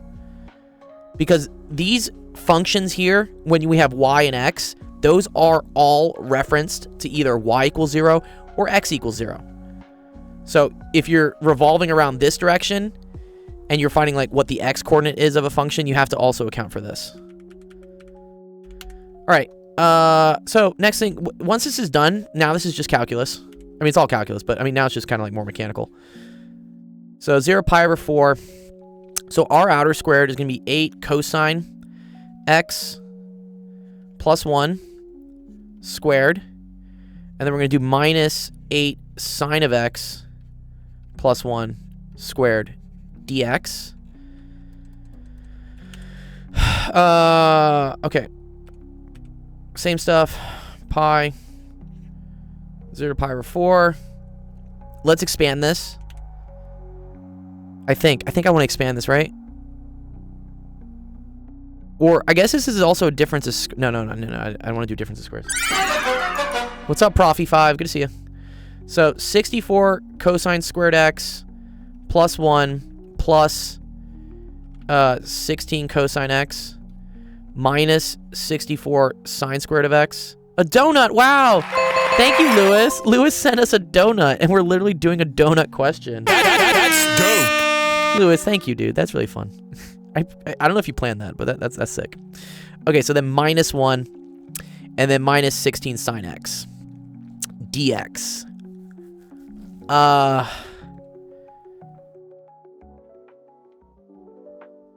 Fembox got 16 times 1 plus the square root of 2 pi. I could see that. I don't remember what the... Unfortunately, this isn't like cosine squared plus sine squared. Would have been so nice. This would have just been 1. It's not. That's disappointing. So, what is this first thing? Well, it's doing this. We're doing the volumes of revolution. It's a volumes of revolution question. If you want to see a screenshot of what the question is that originally got asked, that website down there on the live queue, you can click on Jose's name and it'll show you the question. Ooh, thank you, Jack-o'-lantern. My man, dude. Hell yeah, dude. Okay. Thank you, Jack-o'-lantern. Jack-o'-lantern reminded me of something that I totally forgot. I can group this and this to be 64 cosine squared x. I knew it was something. dx. Plus 1 minus 1 goes away, right? And then we have plus 16 pi cosine of x minus 16 pi sine of x, right? So that gets rid of these. Yeah, this is cosine 2x. Very cool. That makes life easier.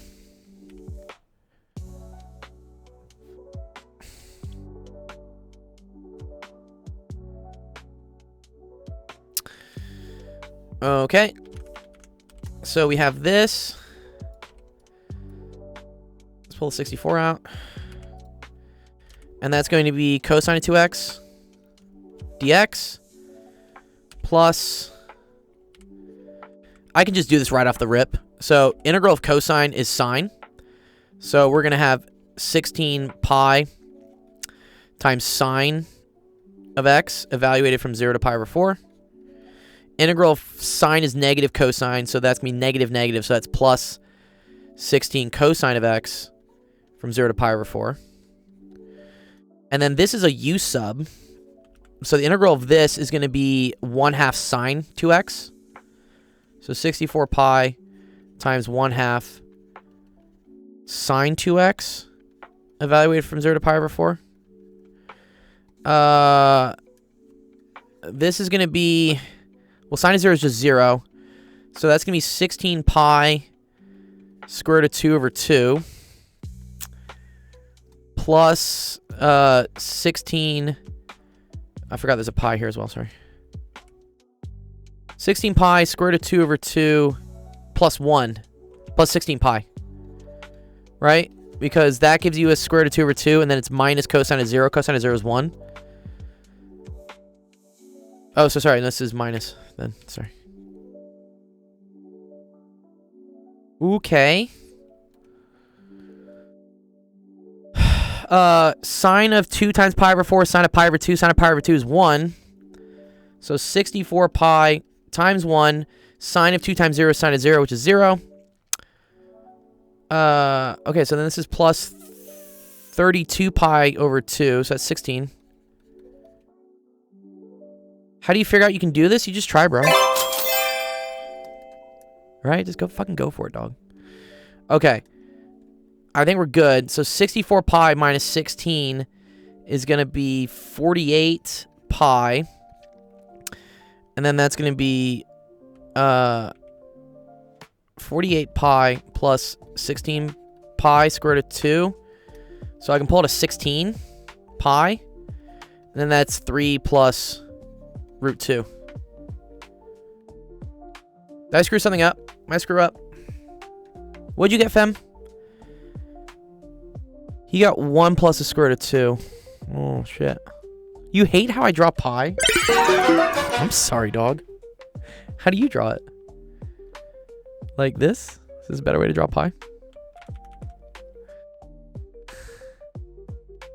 I have a 1 where you have a 3. I agree. Why is that, Femvox? Why? This is the issue. Oh, wait. No. So the issue is... Sorry. The issue is here. This is the issue. I have a 64. Why do I have a 64? Well, it was 8 cosine of x, so that's 64 cosine squared, right? And then when you integrate that, you pull out a 1/2. No? Oh. Yes. This should be 32. Nope. I was wrong. I fought the law and the law won. Okay, good. Thank you. I think you said it earlier, actually, Jack-o'-lantern. Yeah, okay, there we go.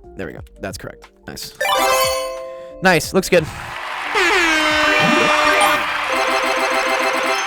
You thought these were ends? They're not ends. They're pies. Well done. Sick. Good question, Jose. Jose, if you're in my Instagram, or it's not my Instagram. Sorry. If you're inside my Discord, I'm going to post this for you if you want it. Yeah. There it is. Posting all screenshots. Nice. Good question, Jose. Let's pull that off the queue.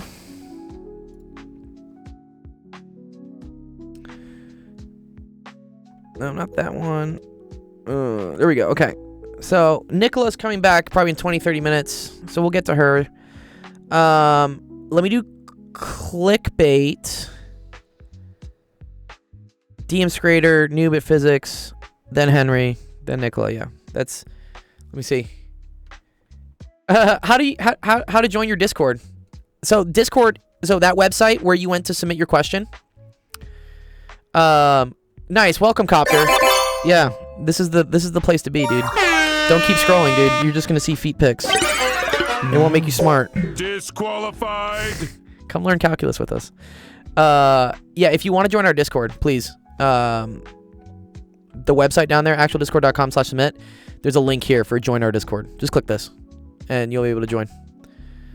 And then yes, if you have to go, also click here for the streaming schedule. So this is a Google Calendar of all the times we stream. I stream 5 times a week now. Although I will not be streaming this weekend because I'm at TwitchCon, but I usually stream 5 times a week. Howdy, Dr. Gold. Nice mathing.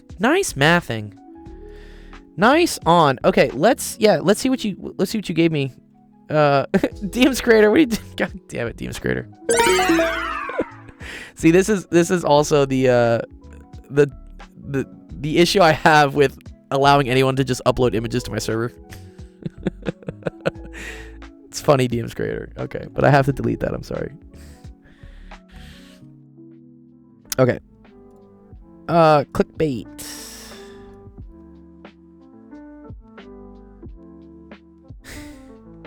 Oh, you didn't submit anything? Oh, well, your username got added for something. It's okay. Someone's probably trolling you. It's fine. I don't blame you. Bro, I got framed. It's fine. TwitchCon, yeah. I'm gonna go see some of the some of the other people we stream with. Yeah. It'll be fun. I'm excited to... I know Moohoodles is going. I think Science is going. I wish more people from the math department would go. It'd be fun to meet up with, what is it, like Zach and Penn. That would be fun, but it is a little expensive to go to TwitchCon. It's $250 for the tickets. And then you need to get a flight down to San Diego. And then you need to stay somewhere in San Diego. I luckily live in Los Angeles, so I'm only about an hour and a half, 2 hours from San Diego. And I also have a lot of friends in San Diego I can crash with. So 2 of those costs kind of just got neglected. But I understand it's expensive for everybody else. Yes, and the TwitchCon ticket is expensive. I agree. Yeah, and there's no discounts. Trust me, dude. Like, I tried. I'm like, yo, we're a nonprofit. Like, this is coming out of my nonprofit budget to go do this. But yeah, it is like $250, unfortunately. But it looks cool. I'm seeing it as a great networking thing, hopefully, to be able to collab with some other big streamers, maybe get our name out a little bit more, and get some cool podcast guests for you guys for the Golden Hour AMA podcast. Yeah, social capital is great. Yeah, exactly. Yeah. So I think we're almost at 2K subs here on Twitch. We've hit partner on YouTube. I think now is the time to maybe start leaning in a little bit more into we have some credibility as a streamer to get the attention, and I guess like just to get the time of day from some of these people. I remember when the stream was a lot smaller and I would ask people to collab and I just get fucking ignored. They're just like who are you? Who is this person? So unfortunately, like social capital is a thing that you have to build. But it'll be cool. Yeah, maybe I'll live stream some of it for you guys. I don't know. We'll see. Okay. A particle in an infinite square well has the initial wave function. Wow. In the interval of that and 0 elsewhere, find the wave function at a later time. Okay, so you want the time-dependent Schrodinger equation? And the probability of energy measurements and the expectation value of the energy. Yeah, IRL stream. Apparently they have, like, a streaming center at TwitchCon where you can just, like, hop in and just start streaming. So, I don't know, maybe. That'll be kind of cool.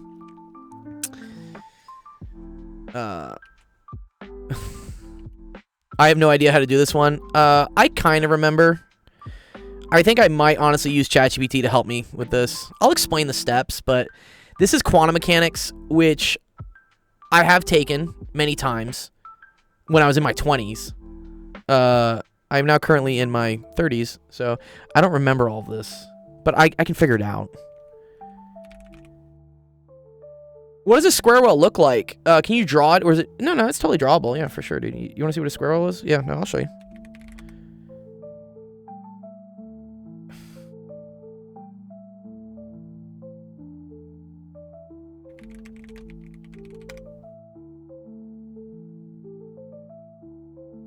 Yeah, quantum mechanics is weird. No, I'll get you. No, it is. It's actually a lot of it's a lot of statistics, honestly. A lot of linear algebra too. There's a lot of like matrix operations and stuff.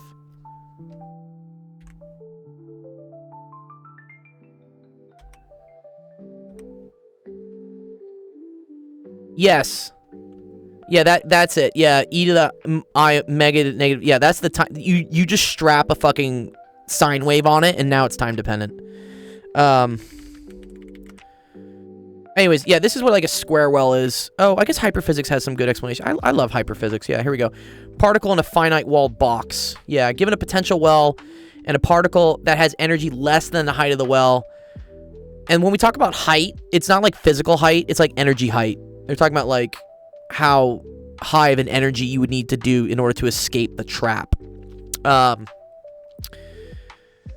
Yes, and then you can have odd or even parity. So that depends whether your boundaries are continuous, I think. Well, whether it's symmetric. It's either odd or even symmetric to the center of the well. No, it is very similar, Jokes. Yeah, no. E to the yeah, in electrical engineering, they use J instead of I. Because I is used for current and J is not used for anything. Although like technically in physics, J is like current density, I think. Yes. No, but the reason behind that, Jokes, is that e to the I omega t is basically just a sinusoidal variation. What's up, Nightmare? Hey, good afternoon. I have an ASVAB test coming on. Awesome. You've been struggling with math, and I have been out of school for 7 years, so getting back to these subjects are killing you. I understand, dude. It's rough coming back to school, but don't worry. I teach tons of students that are in their 30s, 40s. I've even taught like 60-year-old students who have been out of math for a while. It'll come back to you. It's like a language. Best thing to do is to practice and kind of like evaluate where you're at, and then kind of like figure out the foundational stuff you don't understand, you need like refreshers with, and then just like keep doing that. If you want me to help you here as Nightmare on the stream, the best thing for you to do would be look at like one of your ASVAB like practice tests and take a picture or a screenshot of one of the questions that doesn't make sense to you, and I'll explain it to you. You're 34? That's cool, clickbait. I'm 35. Yeah. I'm not a boomer, but I'm a millennial, which I don't know what the kids call millennials these days. Okay, do we just want to cheat and do what the eigenstates are for the 1D potential well? Because I could do that, right? This is like all the ground state stuff. Do you have any resources for AP Physics C? Really? Khan doesn't do AP Physics C? That's fucking whack. I do actually. So, P Physics. I wrote like a website thing for this at some point. Where was it? Here we go. Yeah, no. I literally did a. Here we go. AP Physics C. I did a whole review for this at one point. I forget though if you click join the Discord if it's gonna. I don't know if I have this live now in the Discord. Fuck. Where is this? I will say this. When it gets closer to the AP Physics C exam, come back and ask me. Because I do always run like a review course like the month before the exam.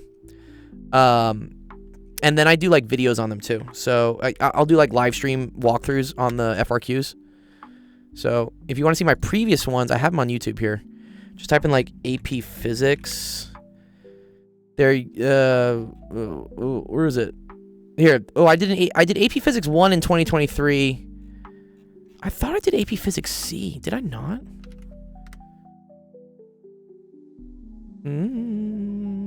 AP Physics. Maybe it was 20. Was it 2025?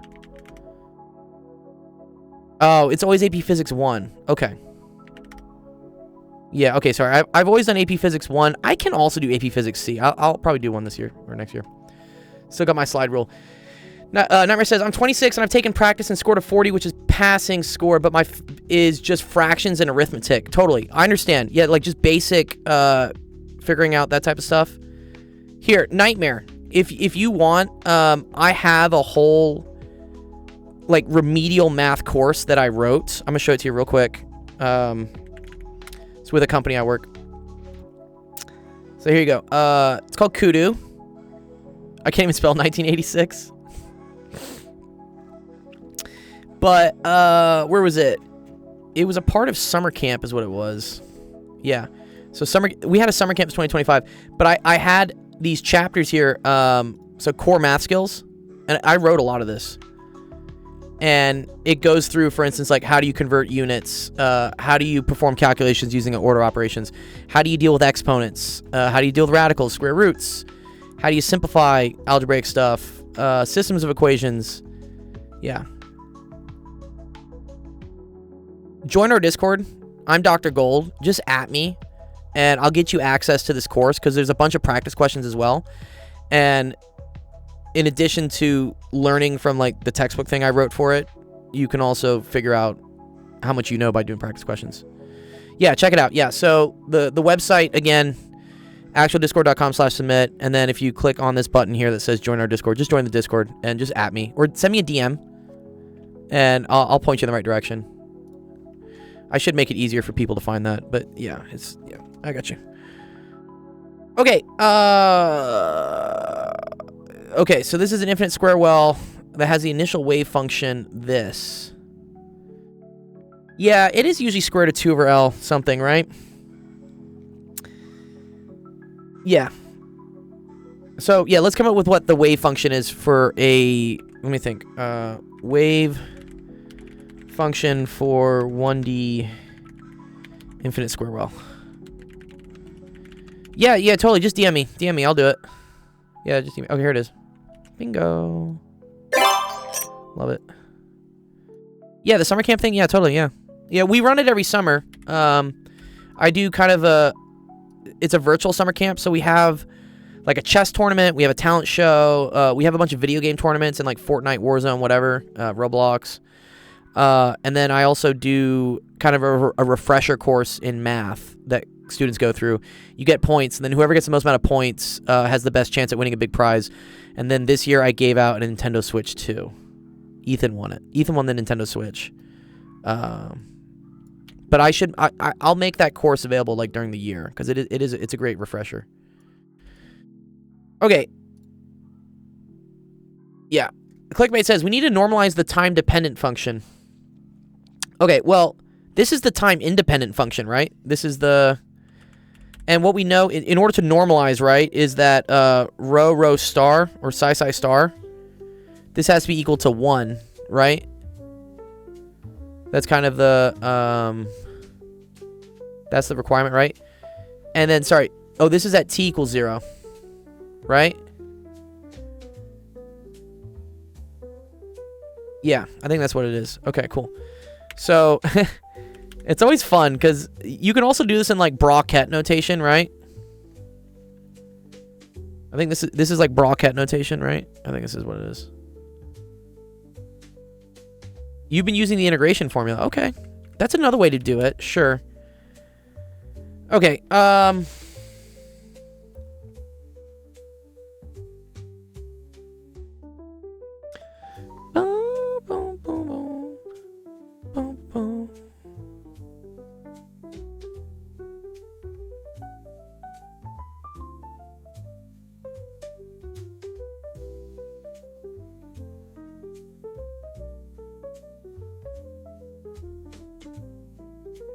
Differentiate. Okay, yeah, okay. All right.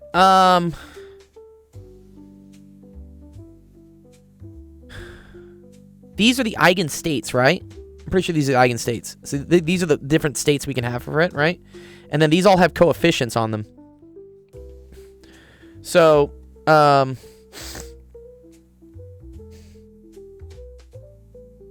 me think how this works.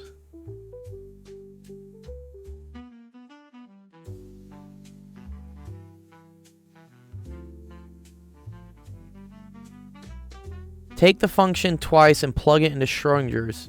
Okay, we can do it from that. Yeah, okay, sure. We're doing this kind of from like first principles.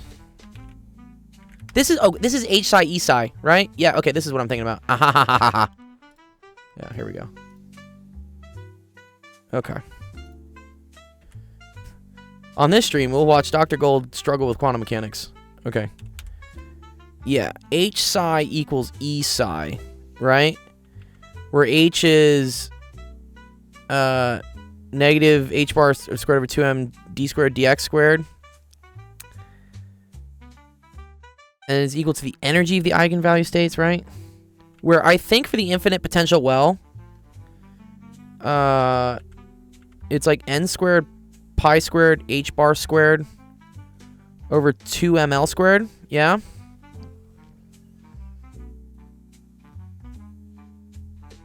Oh, fuck.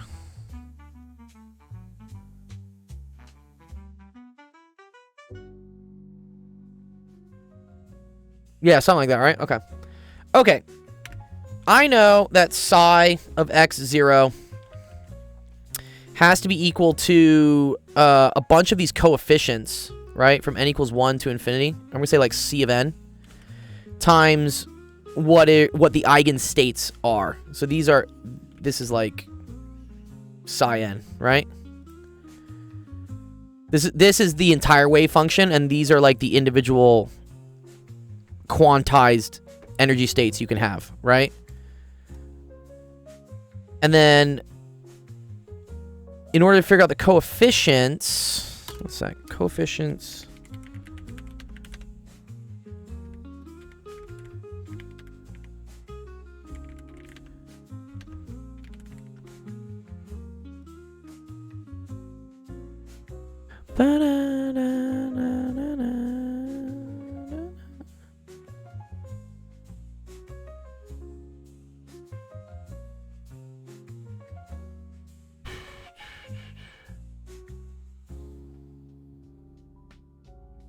Oh, don't we have to normalize this, though, with respect to A?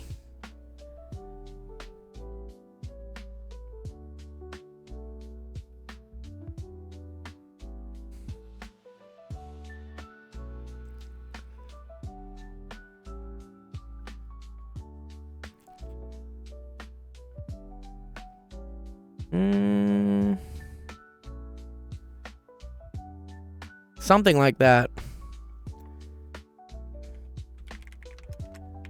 One sec, I'm looking stuff up.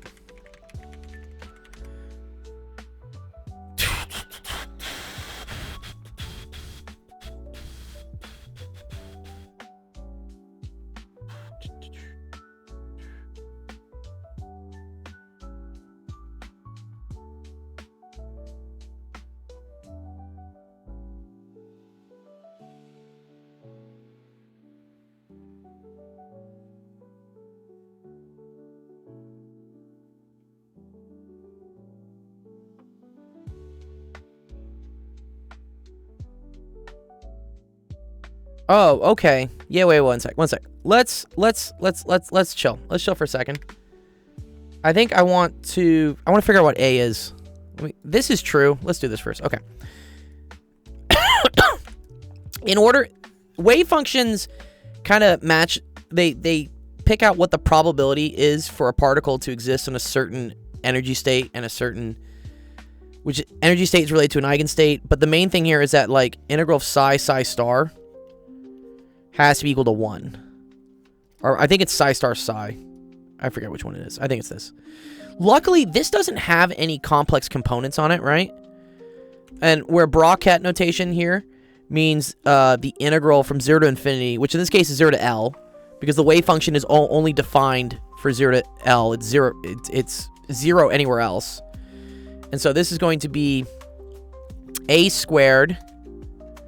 All of this shit squared. Conjugate first is correct. Okay, cool. All right, I'm just going to copy this in.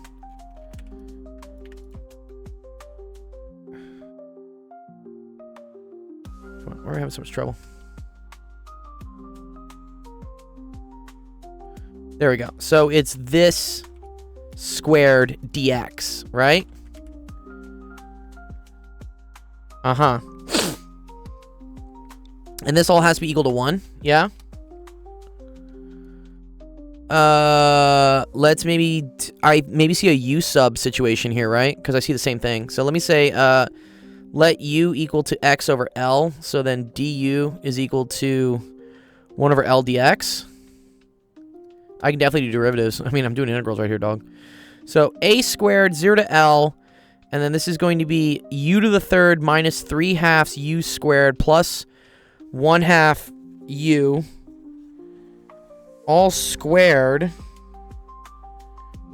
times L. So a squared L. So then du is equal to 1. This is kind of a messy integral, right? Oh man, this is a fucking bitch, dude. What? I gotta go in and square all this?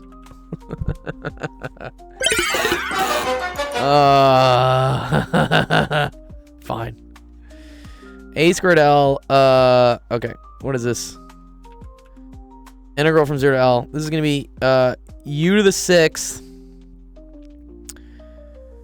minus 3/2 u to the 5th plus 1/2 u to the 4th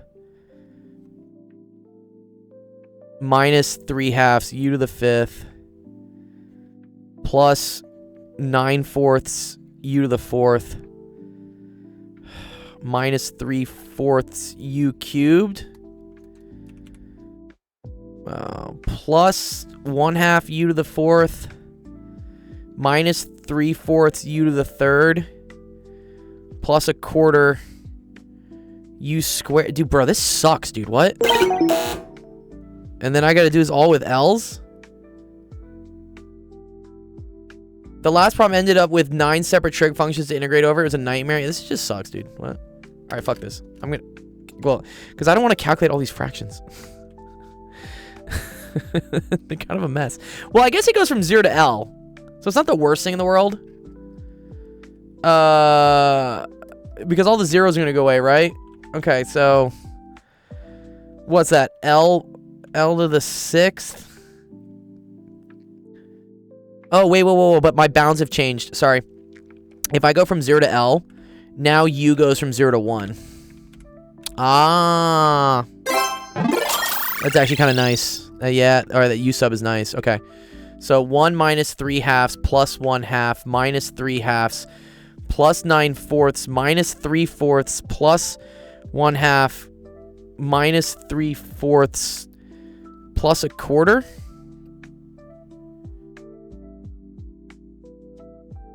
A squared L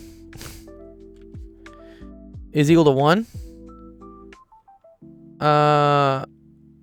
So what is that? 1 and 1/2.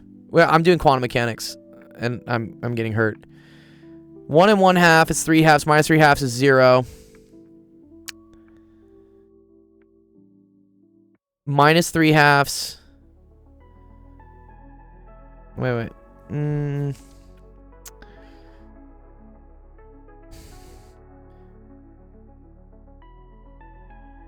This cancels with this.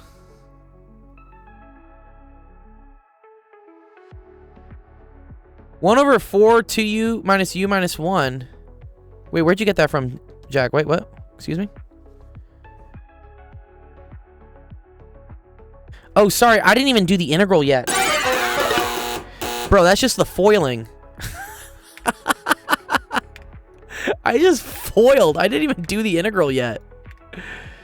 Oh, no. Yeah, sorry. I have to then do all these integrals. No. Surprise, motherfucker. No, I'm not doing it. I'm not doing it, dude. I'm not doing it. I'm going to take Jack-o'-lantern's little thing here. Okay.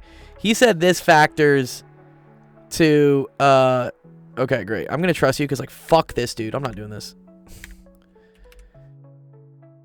1 over 4, 2u minus 1, u minus 1. Oh, but then this is partial fractions, no? Oh, no. Okay. You know what? Sometimes you just need to use... This is monotonous. I'm not learning anything new here other than I fucking hate quantum mechanics. So I'm just gonna get ChatGPT to do this integral. I don't care. Yeah. Oh, bro. Okay, wait. I need to hear from Nicola. Okay, I just came back from office hours, and he went on a rant about how physics can't be easy, and that in the past he has spent months, if not years, working through a problem. Did you ask him, is that problem how you're paying rent? No. If you really just want to like go for violence, Nicola, like please feel free. Like, is that your problem, dog? You've been working on?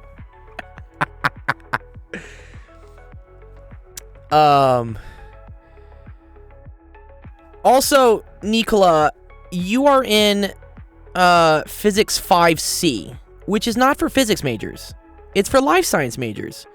It's a requirement for people who are pre-med or whatever, pre-farm, like bio people, to take some physics. There's no need to be giving physics a bad name to just like fuck with you guys to give ridiculously hard questions. Like, keep that shit for the physics majors. He said 5 to 6 FRQs in the midterms, and that's 50 minutes. I couldn't do it. I would love to see him do it in 50 minutes. You probably can't. Okay, let's see. What do we got?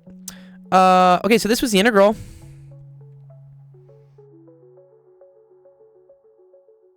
I like this. A is equal to 2 times the square root of 10. Well, I think something's wrong here. A squared over 140. Oh, wait. I think it got my integral wrong here. It's okay. It is just monotonous. Look here at ChatGPT, what it is. You expand the square, which was what I did, and then you have to integrate everything term by term from 0 to 1, but that's 1, 2, 3, 4, 5 different integrals.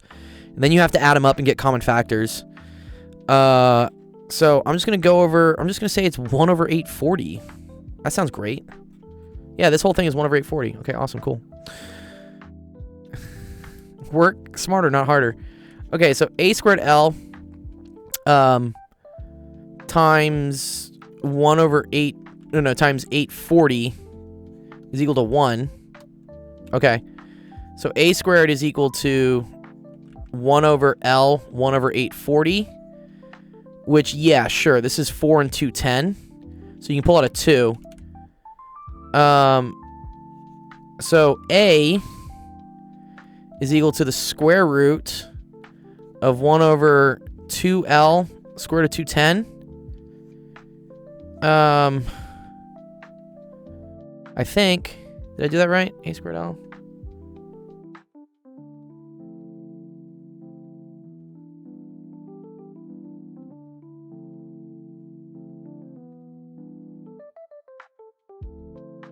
Take the 2 out. Fine. Take the 2 out. Oh, Nicola says, please come back for 5B in the winter quarter if you can. I really want to, Nicola. I do. Trust me, I went to the department.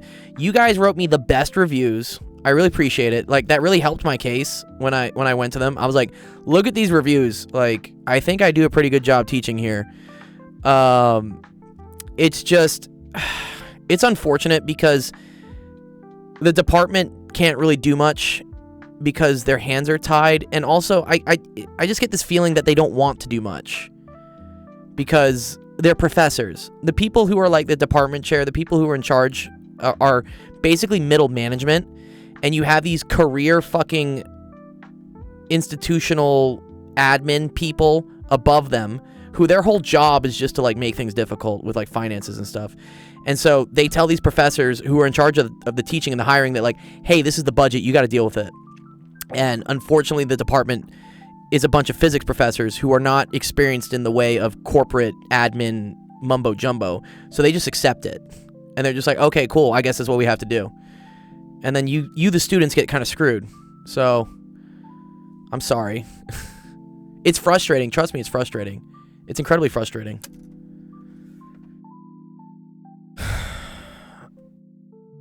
Okay. Yeah, and then okay. Here, clickbait. I'm gonna punt on this question just for a second, just because it's a very long question. It's cool. I appreciate you giving it to me, but let me help out people who are like have tests tomorrow. Like Nicola has an exam coming up, and I'm just getting more mad at quantum mechanics. That's no. I actually failed quantum mechanics in grad school. Yeah, it was, and by fail in grad school, if you get a B-, it's failing. I got a B- in quantum mechanics, and they withheld my funding for like a semester. It sucked. Yeah, grad school's fucking brutal. Looking back at it, I'm like, holy shit, dude, what? Dude, imagine they just like cut your income because like you got a B- in your class. Yeah. All right, Nicola, which one do you want me to go over? I'm punting on the someone else. Who was this? Sorry, Noob at Physics, by the way. Yeah, Noob at Physics. You also submitted one. Problem 4, Nicola. Okay, cool. We'll do it. Noob at Physics. If you're watching, please tell me if this is one of your questions. I'm gonna pull up Nicola's as well. And then Henry, I see yours as well. You got some good pulley questions. Wow. It's a cool one. Pulley question's cool. Okay. The sphere one.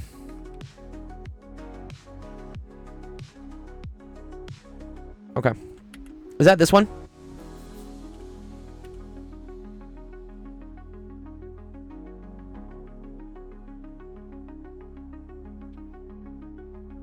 A spherical conducting shell with outer radius B and inner radius A has a total charge Q. At the center of the sphere is a point charge positive Q.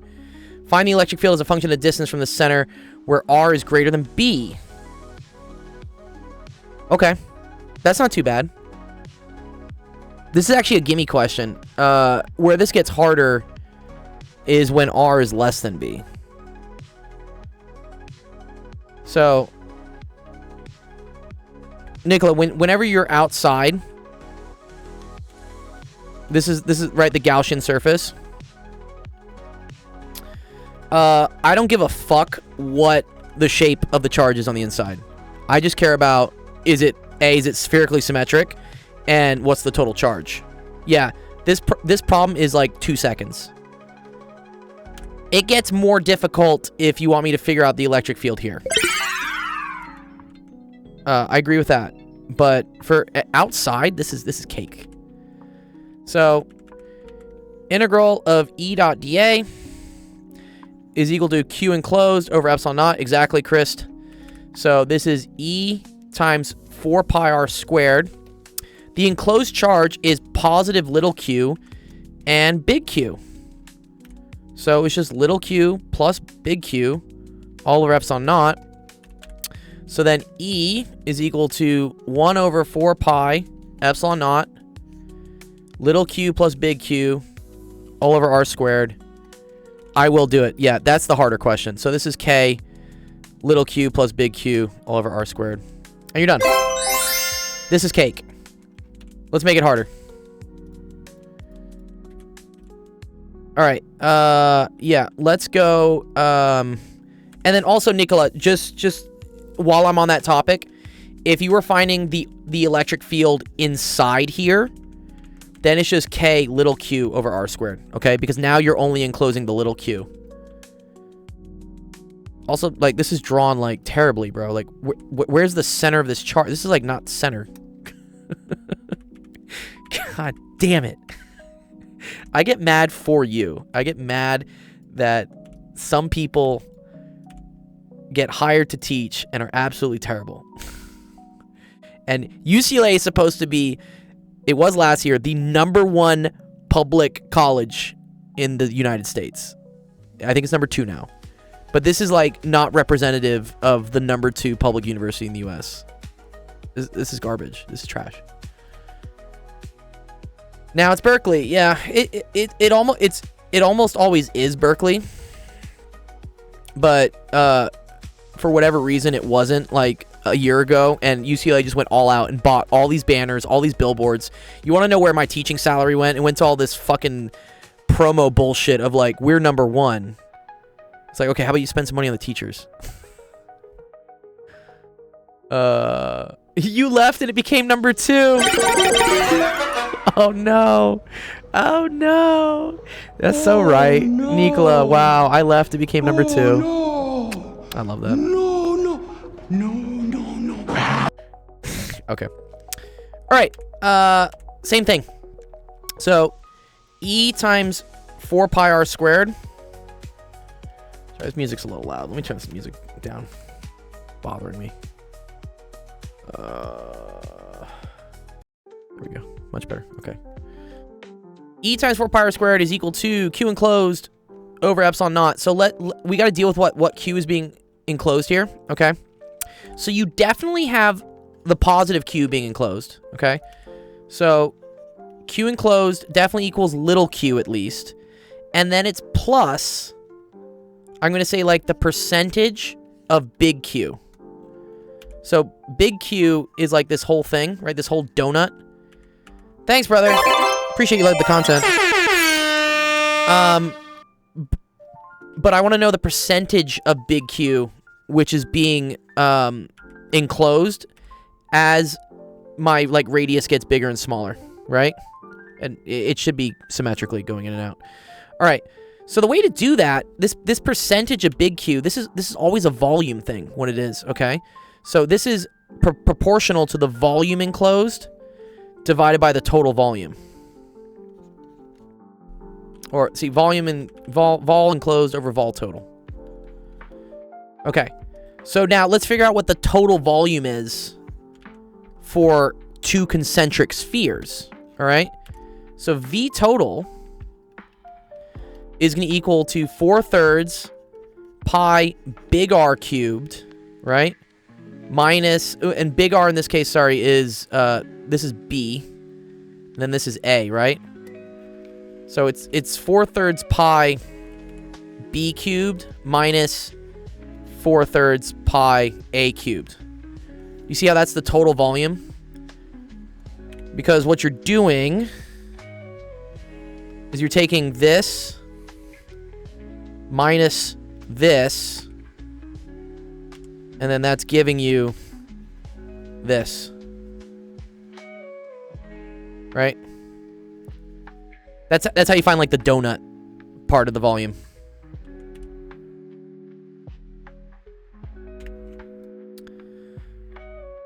Okay, so that's V total. So then V enclosed.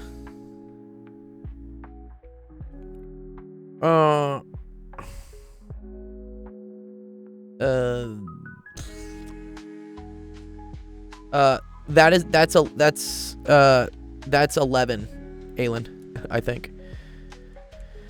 So V enclosed, good. Y R cubed, because it's a volume.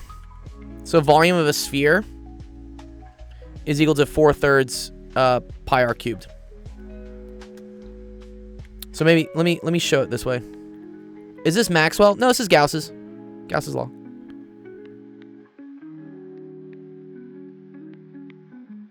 Sphere volume. Exactly. Thank you, Jack. You're so right.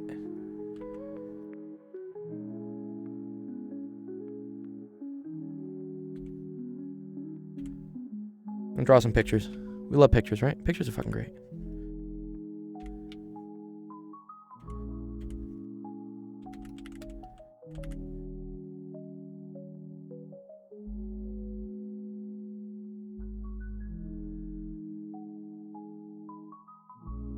Oh, it is one of Maxwell's? Oh, my bad. I don't remember.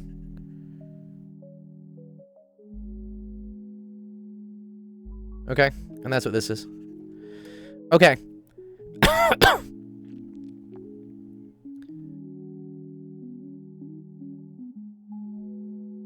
Why wasn't the other one? I'm going to show you why. I'm going to show you why. Because you have to do because the R's will cancel is what happens. Because first of all, this has like a 4 pi r squared over here. This Q enclosed that we're dealing with will have like some R cubes on it, and when we divide them out, you're gonna get like just over R, or like an R in the top or something. Yeah, surface area, exactly. Okay, so V enclosed is now equal to 4/3 pi R cubed. Okay, this is the R of where I'm enclosing charge, where I'm looking at my electric field, right? This is like where we measure E. Minus 4/3 pi A cubed. Okay?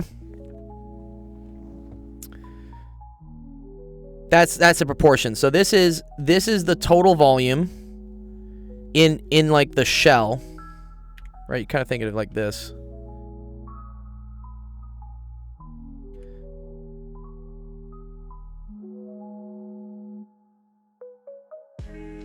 And then what we're doing for this, for the volume enclosed,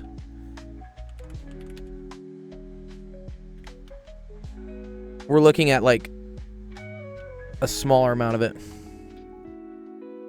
We're looking at, here, let me get rid of this.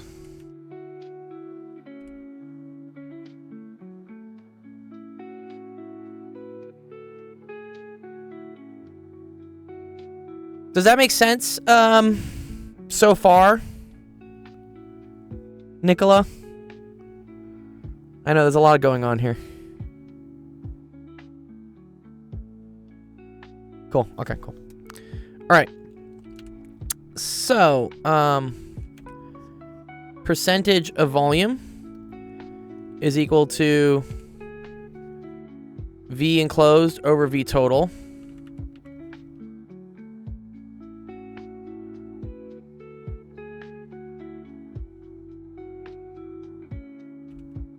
So let's hold this.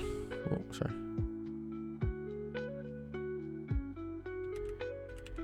So that's this divided by this.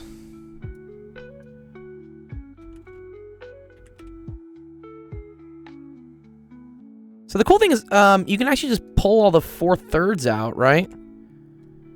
So it's really just, well, all the pi's cancel, right? That's dope. Yeah, pi's cancel. Wait, all the 4/3 cancel too, actually. What the fuck am I talking about? Oh, everything goes away. That's actually really nice. Okay. R cubed minus A cubed over B cubed minus A cubed. Okay, and then Gauss's law from before, right, is E times 4 pi r squared. So you have E times 4 pi r squared is equal to Q enclosed, which is the percentage of the volume, times Q all over epsilon naught. So 1 over epsilon naught. So, eventually you get E is equal to 1 over 4 pi epsilon naught. And then, I mean, you're dividing by r squared, so what's that going to do? That's going to be r minus a cubed over r squared all over b cubed minus a cubed times q. And then this is just k, right? Cool. And then you can always kind of look at the limiting case, right? Why wouldn't the A... Because it's not by itself. It's like two things in a fraction. If you have like 3 plus 7... Sorry. If you have, for instance, like 7 plus 3 over like 4 plus 3, you can't just like cancel this. Right? This is actually like 10 over 7. If I just canceled these, I would get like 7 over 4, which is wrong.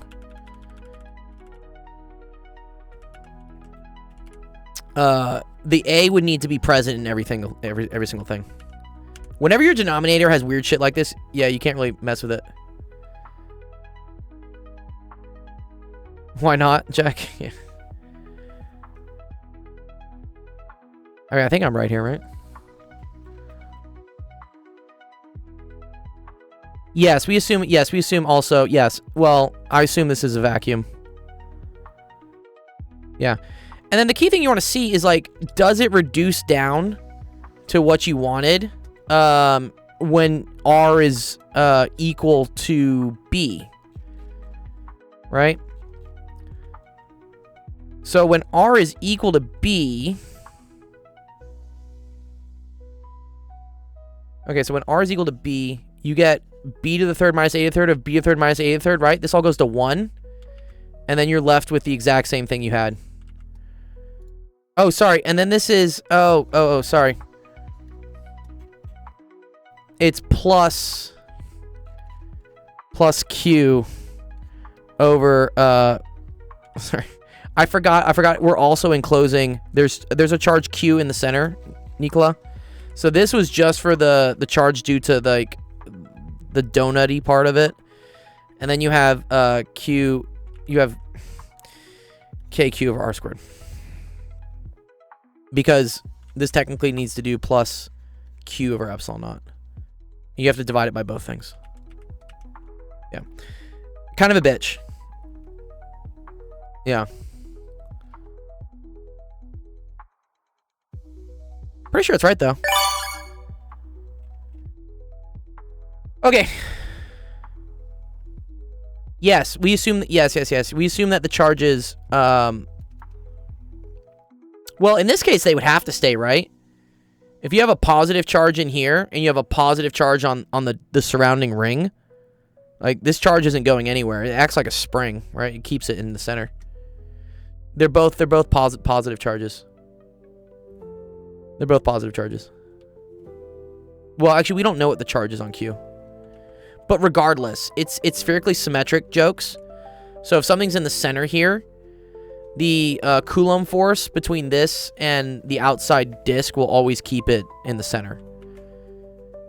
It's either all going to pull on it with the same amount of magnitude, or it's all going to push on it with the same amount of, like, magnitude and, like, canceling directions. Okay.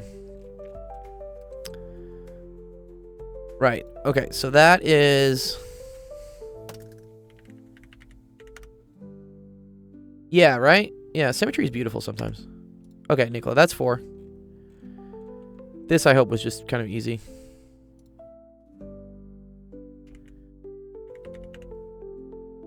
For A, I guess, yeah. Cool.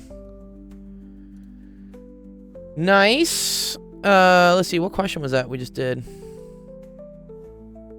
That was problem 4, so that was number 2. Okay. Let me clear out number 2 then.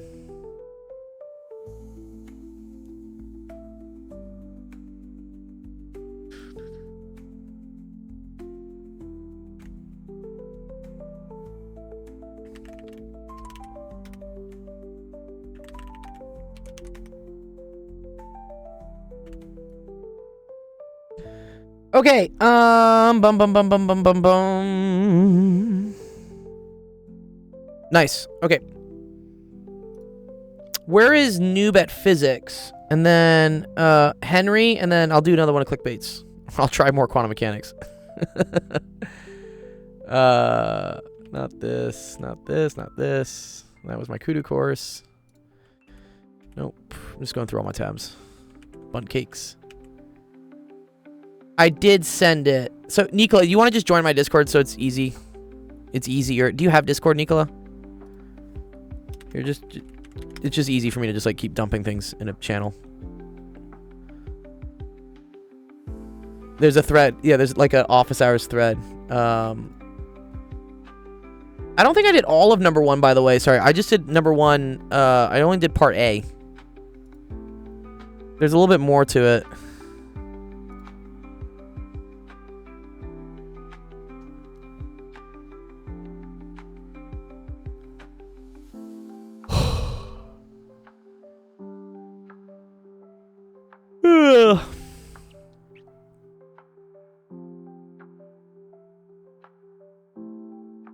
Francesco, ciao. What can we ask you? You can ask me anything. But I can help you out the most if it's something middle school, high school, or like early college math or science. Those are the types of questions you can ask. So we've had students asking physics questions. We had this was a calculus question. Someone's asking about like volumes of revolution. This was another physics question we did. More physics. Okay, cool. Oh, part B for this, Nicola. This is easy. You just for this one would just set R2 equal to infinity. Right? So, this just goes to 0.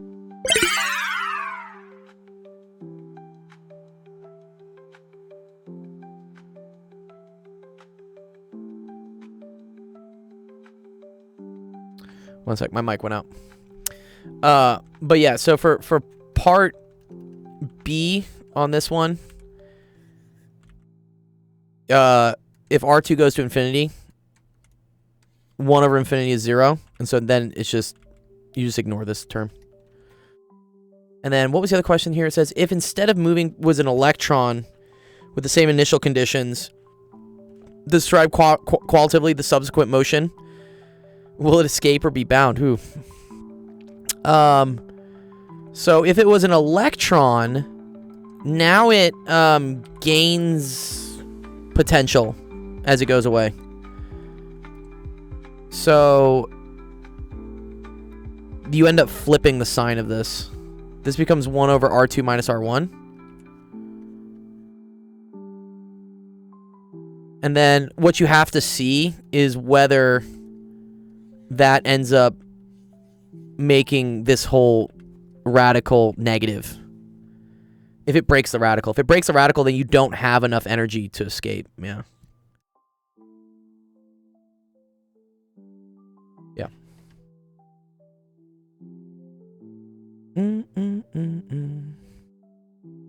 What's up, Thomas?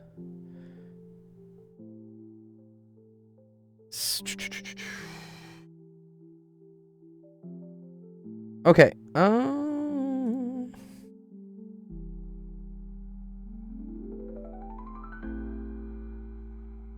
Is Henry still here too? This is a good one. I like this one. Yeah, okay, what's up, Henry? Let's do yours. And then Nicola, let me know. What other ones you need me to work through? I have another hour. I'll stream if you need help.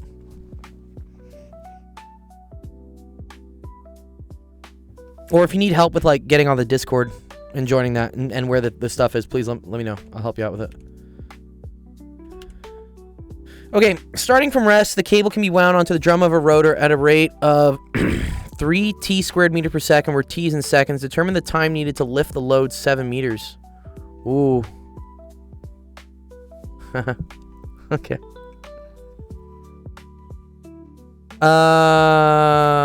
Okay. So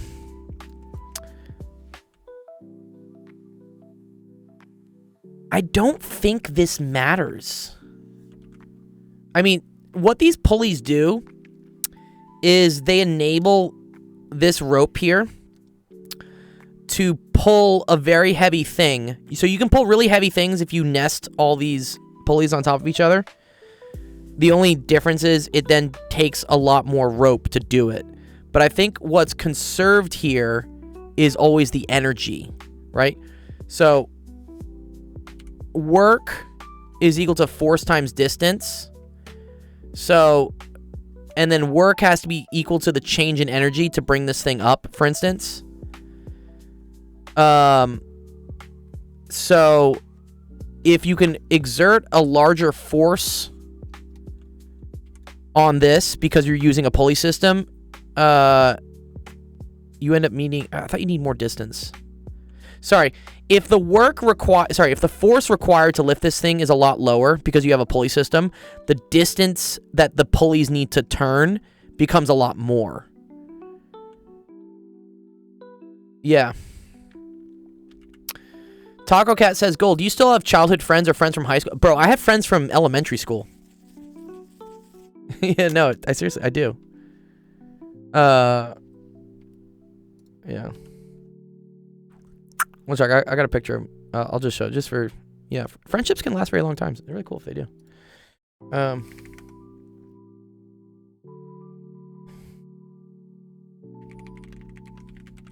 I gotta refresh this.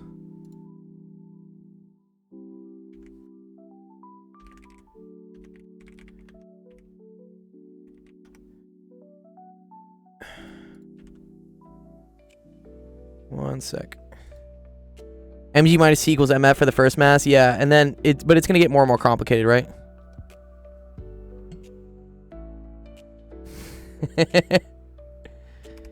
Here, yeah, you want to see a funny photo?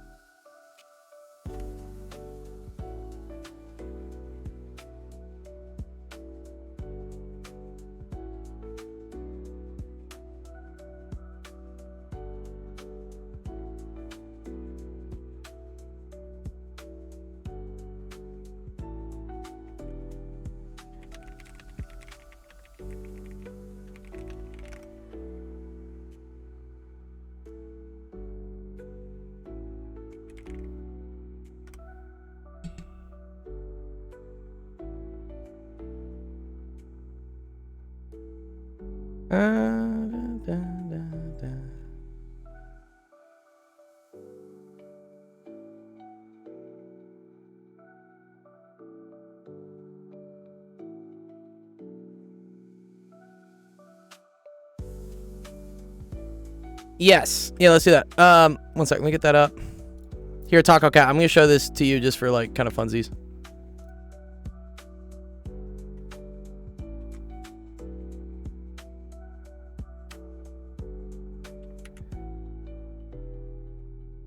Also, shout out to my friend Michael, who has supported me in a lot of things. Here you go, Taco Cat. This is an example of a very long friendship.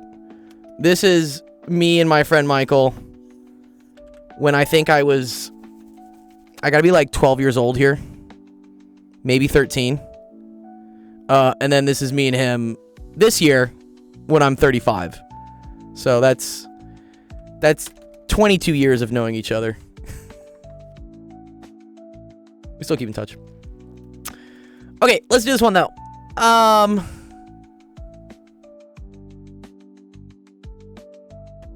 If V equals T squared, then S equals T cubed. So displacement of load is that.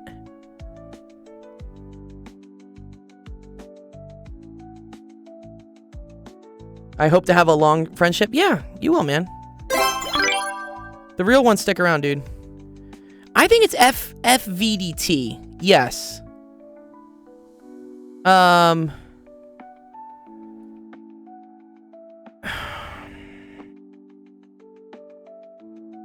I think I can just do it with energy, though, no?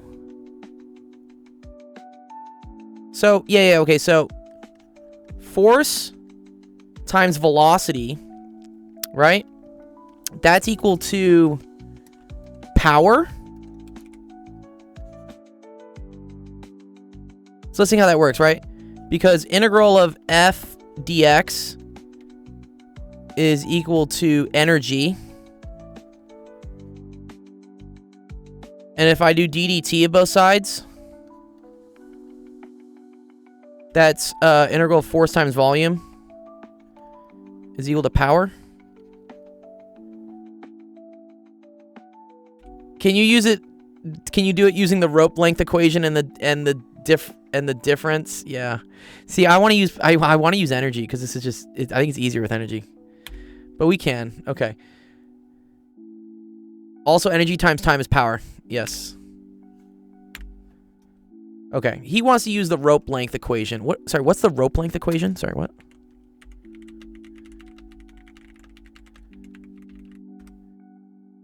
I got you, dog. Here we go. Pulley formula. What the fuck is going on here?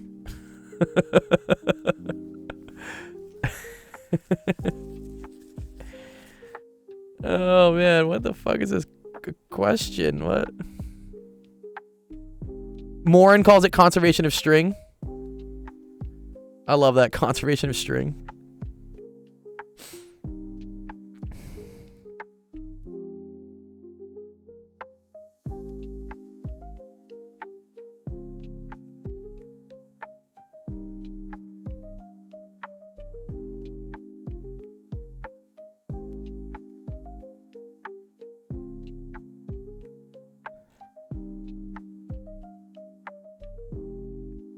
Dude, what is going on? What is all these other whack-ass things that happen, dude? What?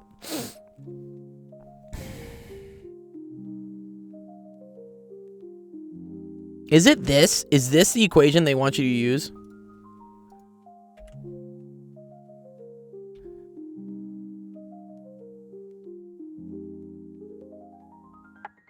Is it this? That looks... That actually, sorry. This looks like something specialized for, like... a fan? No, I don't want this.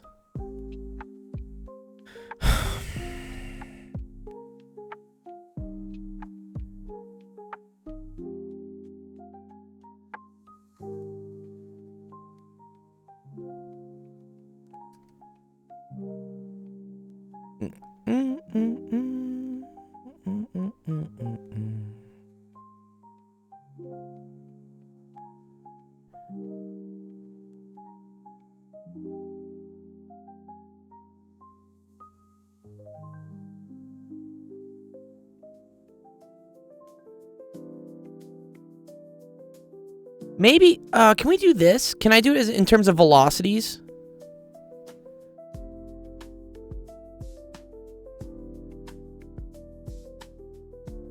Okay, wait, he says, no, like, the length of the string that changes plus the constant length equals the total length.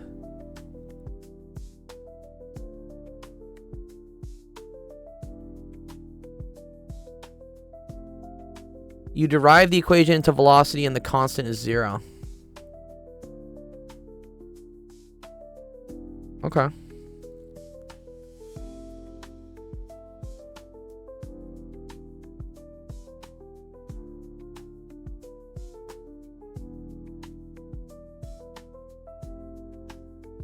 Okay. Nicola, what's your username in Discord? Can you tell me what the username is? And I'll just tag you it. I agree with what Chris says. I would love to just do MGH as integral of MGVDT.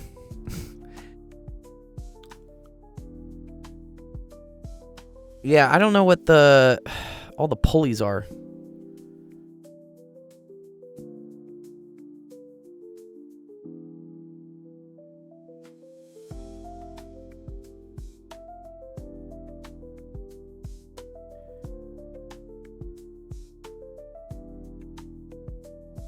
Okay, cool. Got you. I just tagged you. You should see the notification for where it is.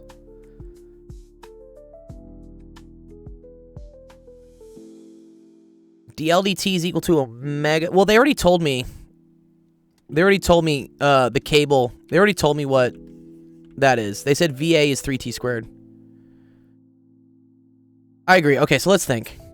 So if this gets pulled in a meter, right? And then we're saying, like, how much does this get pulled in? No, I think we just consider the linear speed, Chris.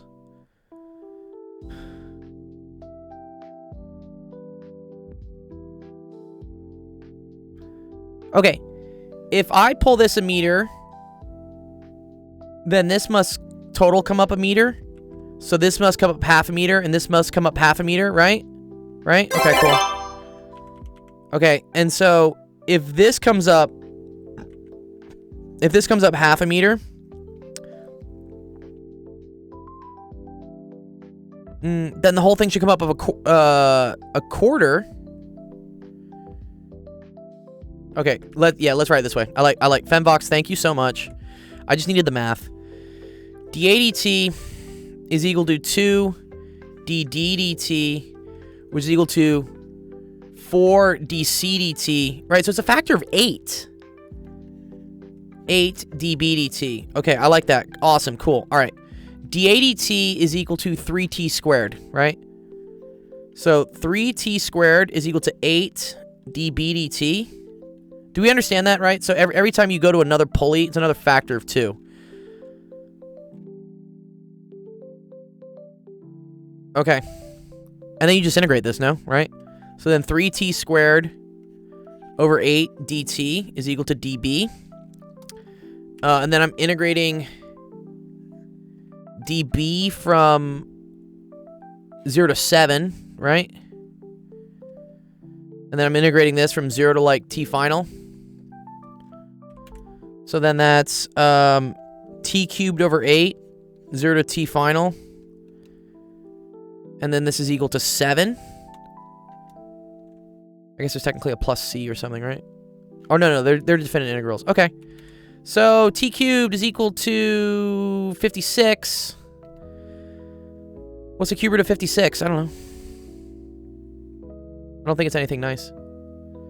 What's that? 2, 28, 2, 14, 2, 7. So, TF, you get a triplet of 2's, 2 squared of 7. Cool. Good job. Is that it? 4? It's almost 4. Okay, I think that was it. Here, let me throw this in ChatGPT.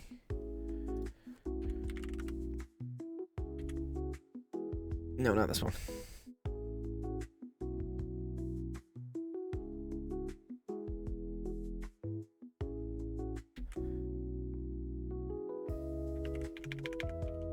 Solve. Go, my darling. See what happens.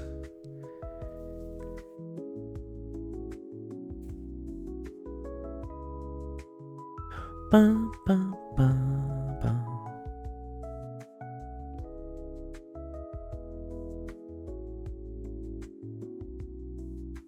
Let's see if it gets it. I'm just curious.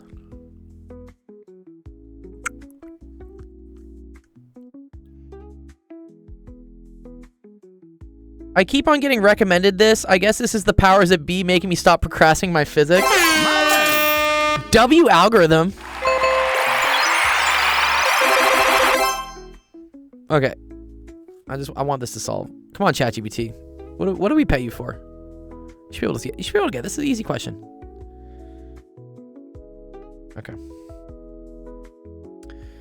What happened to the b in the integral of dB, and why is it not b? Any bound you plug in does nothing because there's no more variable? No, it does. Okay, so what happened here, if I integrate dB,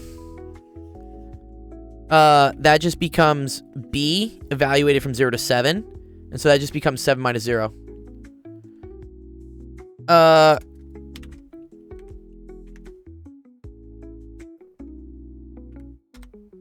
it is. I tagged you in it. Hike. It's in the office hours stage chat. I should dump these in another place. Yeah. Here we go. Cube root of 42. Wait, ooh, we got cube root of... Oh, fuck. Wait, what? We got the wrong answer. Uh-oh.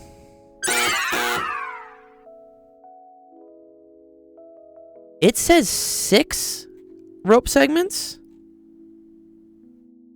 So it says not 8. Oh, ooh, why is that? Why does it think 6? It doesn't think it's 8. Let's think about that. Wait, whoa. Okay. If this pulls down at 1...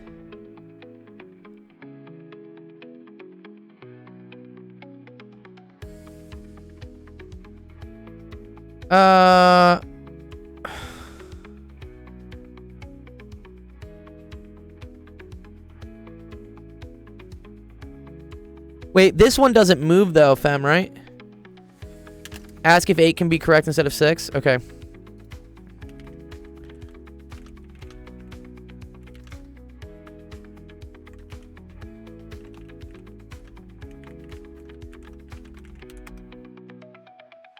It says there's 6 rope segments. In the diagram, the load is attached to the bottom pulley block. 3 pulleys. Each of these pulleys changes the rope direction, but doesn't multiply the tension. They all share the same rope. For each moving pulley, the rope passes under it and goes back up. Each such contributes 2 rope segments that support the load. If there are 3 moving pulleys stacked on the same block, the first contributes 2 rope segments. The second contributes another 2. But, yeah. No. I think there's more than... There's 4. It might feel like each pulley halves the motion, but that doubling only happens once per independent moving pulley system. Here, the 3 pulleys are not independent. They're part of the same continuous cable. So the overall mechanical advantage equals the total number of rope segments. Yeah, I think it's screwed up. I think it's screwed up on this, right? Can we agree? I think it messed up on that. Okay, I mean, ChatGPT gets things wrong. That's okay. Good joke. Joke was asking here. Yeah. So when I got down to here, jokes. Okay, dB refers to like the distance of block of pulley B, right? So we said pulley B, right? And so the distance of pulley B goes from 0 to 7. That's why that's those bounds, okay? The time that's the time to pull B up. And so that goes from 0 to T final. This is a common thing you'll do in physics. You'll move something over. You'll integrate this from the time when the position is at 0 to the time when the position is at 7. The key thing is that the starting point and the ending point of your integrand need to represent the same, like, moment in the question, right? So here 0 represented 0 distance. T final represented 7 meters of distance. They're 2 different units, for sure, but they describe the same point in the question, like the point in time, like starting versus final. Yeah, boundaries is the word. Exact. Thank you, Aquaman. They're bounds, right? But you can be bounded in time, and you can be bounded in position. Okay. Let's see. Nicola, you need to help with... what did you say here? Sorry, let me go find it. I just need help with part C, the first one. Yeah, okay. So, the first one...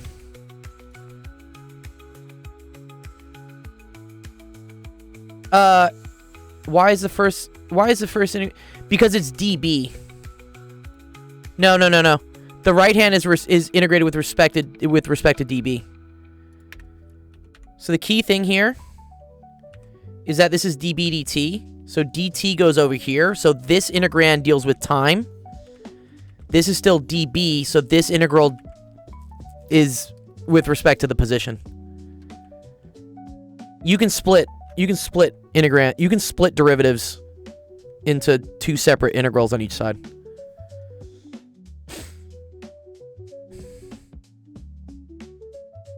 All right, we don't need that. That makes sense. Cool. No, I'm glad it does. It's kind of a weird thing. A siege. Okay, cool. Let me help Nicola with this one, and then a siege. I got you. Leibniz would turn in his grave. Yeah, bro. Believe me, people get so mad at my implicit differentiation video because I just I divide by d whatever. I'm just like, I don't give a fuck. It works. Thanks for the roast. Okay. So when it's very far away, Nicola, right? You're very welcome, Hike. Yeah, feel free to... I love these types of questions. They're great. So as R goes to infinity, R2 goes to infinity, you just cancel this and just recalculate. what's a little different here is they say instead of the moving particle, if instead the moving particle was an electron, but a different charge with the same initial conditions, describe the subsequent motion. Okay. Yeah, dude, hand-wringing about dividing by differential. I agree, dude. Good to see you, Mathematic Fanatic. I super agree, dude. I think some math people get on their high horse about shit, and then it just scares kids, and then they don't want to study math, and then no one can be part of the Math Cool Club. Yeah, literally, if it works, then it's math. Exactly, I agree. Okay, so, Nicola, what changes is that if the charge of our particle is now an electron, this Q here will be negative, okay?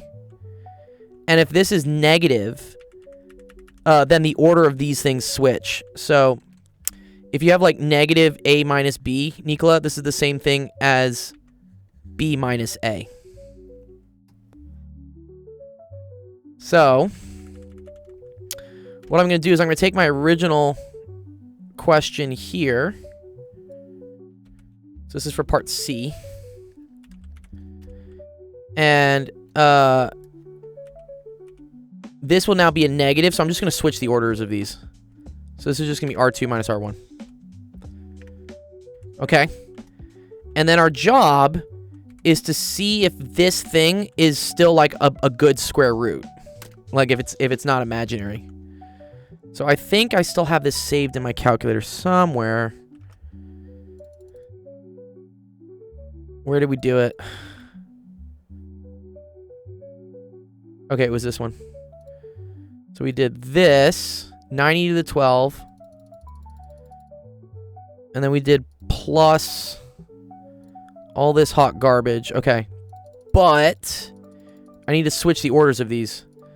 So this is going to be 1 over 2 minus 1 over 1, I think.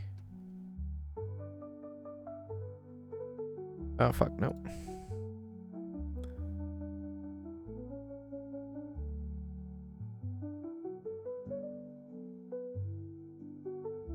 Okay. So this does not work. Do you see how I get a negative number here? So this is bad.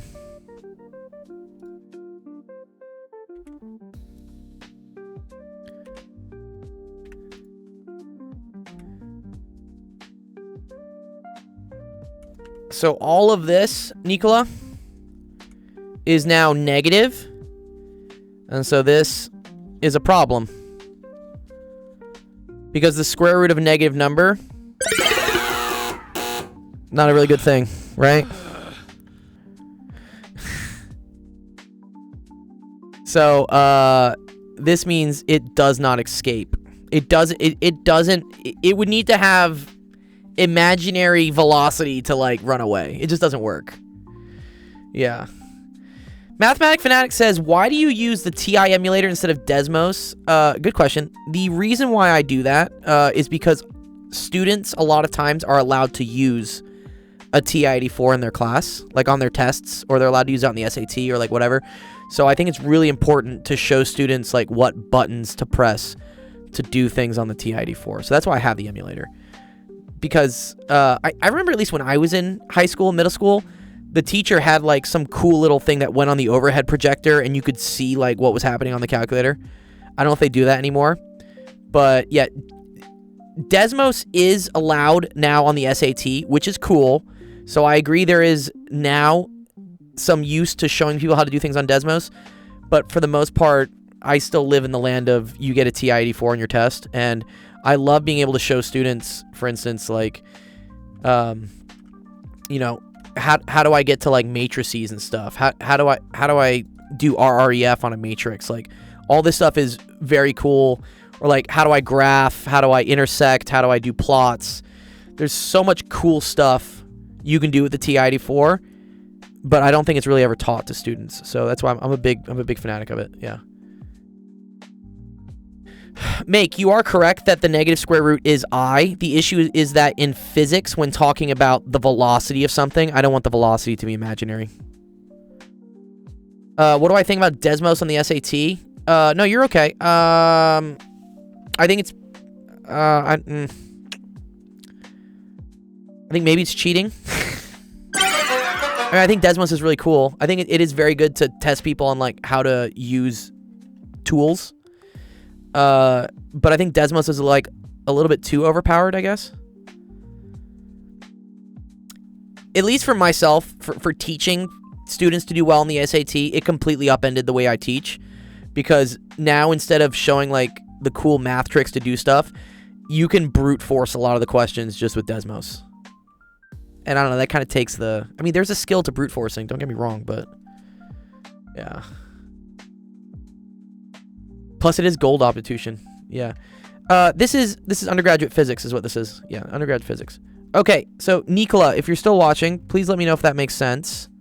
I'm going to drop this in for part C for you. And then let me look at the queue. What do we got? So, I think Nicola, I've answered all your questions, so I'm going to clear yours off. Just, and then I think Henry. Did we just do yours, Henry? Right, that was the pulley system, yeah. Okay, clickbait was that. Nubit physics I'm waiting on. A siege I'll help out, and then Yadavir. I don't do much solid state or particle physics. No, I don't. Unfortunately. I took those classes as an undergrad. I don't teach them. Look at this beautiful bundt cake we had for this volume of revolutions. It was delicious. Okay, a siege. Where are you at, a siege? What do you got for me?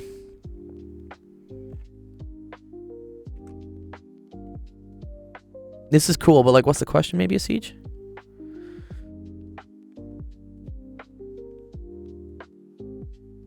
Okay, Nicola, that's okay. If when is your test, Nicola? When is your test? Is it tomorrow?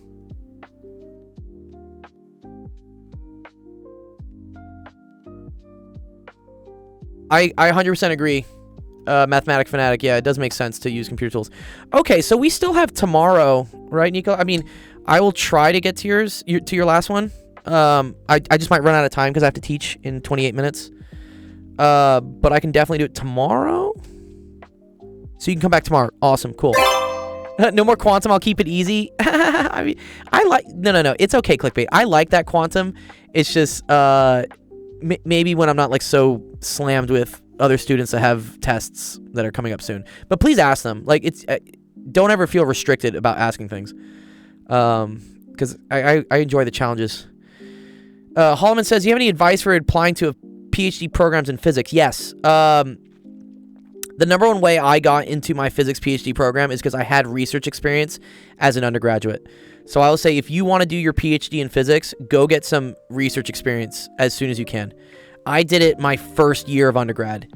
I realized very quickly during Christmas break that I did not want to go home for the summer. Surprise, motherfucker. Because going home sucks, especially when you start, I don't know, tasting the freedom that is college. So I made it my goal to like get a job that summer at least. And so that spring before summer, I went to every single person in the physics department and I said, hey, do you have any advice for how I can get involved in research? That's always the best thing. Never ask people like, can I have a job? Ask people for advice on getting a job. People love to give advice.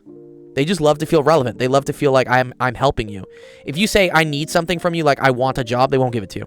But if you say, I need some advice on how to get a job, they will talk about their opinions all day, and more than likely, they'll say, I know somebody who's looking for someone that needs a job. And then they'll point you to it. And that's what happened with me. I emailed a bunch of professors. I went to some doors. I knocked, like show up in person, and I ended up getting a research job. And then from that, I just kept snowballing that into other research positions. And then eventually between junior and senior year, I took the entire year off and just did research at a plasma physics lab at UCLA.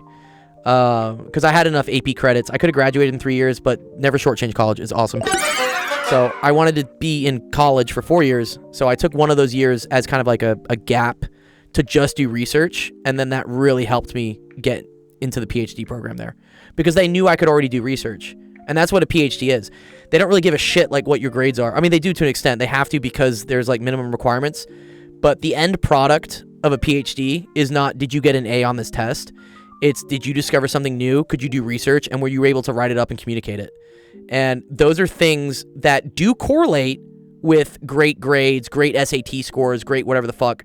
But if you can show them ahead of time that you can already do those things as an undergraduate, you have a really, really good chance of getting in as a graduate student.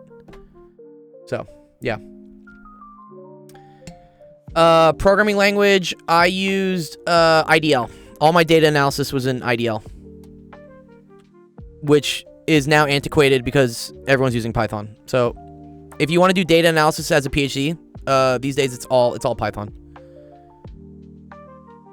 Yeah, I don't know what this question is. Someone submitted it though.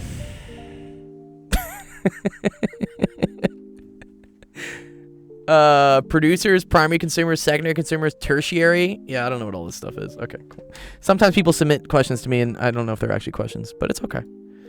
All right, so I'm gonna clear number 5. Wait, what the fuck? Wait, you submitted more things to me. Oh, here we go. Thank you, dog. Never mind. I was about to skip you, but then I saw you gave some context. Thank you. Hallman says, I graduate in May and have pretty decent research experience. I'm trying to do AMO. You did plasma? Yep, I did plasma. AMO's great. I would say in order to get into AMO, yeah, letters of recommendation help for sure, especially if you have other AMO labs you've worked with. And do well in the physics GRE. I think that's kind of that's the grade thing you have to do well in, and have like above like a 3.0 GPA, I hope. There are some minimum requirements you have to have. Okay. Okay, so here we go. I mean, let me try and understand this. A permanent ice glacier is in New Zealand. Due to the temperature changes, the glacier expands for 6 months and recedes for 6 months. The changing distance of a point on the front end of the glacier to a car park can be modeled by a sine function. Oh, okay, cool. Wait, so I don't think this has anything to do with this, right? Can we get rid of this? Okay, cool.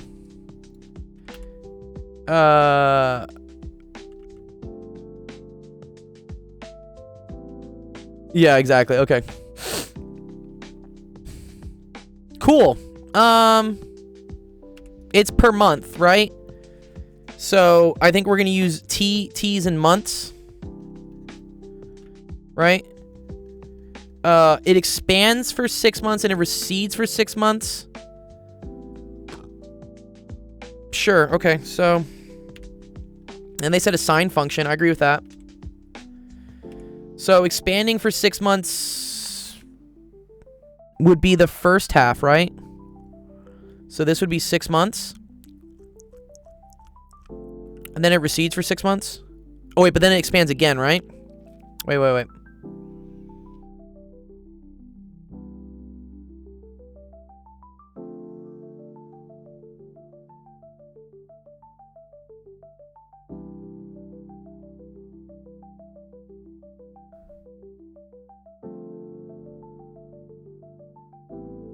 Yeah, but then is it negative? Oh, I see what's happening. Sorry. This is like this. Sorry, this is the. I got you. Sorry.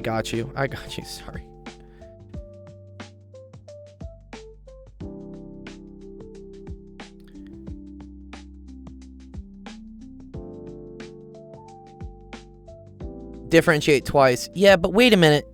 It expands and then it recedes and then it expands. Oh, okay. So,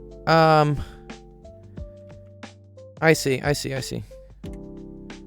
Sorry, I'm like losing my head today. Well, we have been streaming for 3 hours, so. Okay, sorry, this is what we want, right?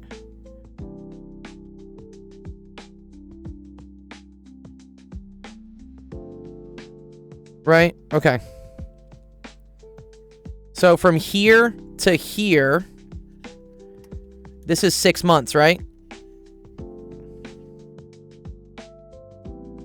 So actually, I want to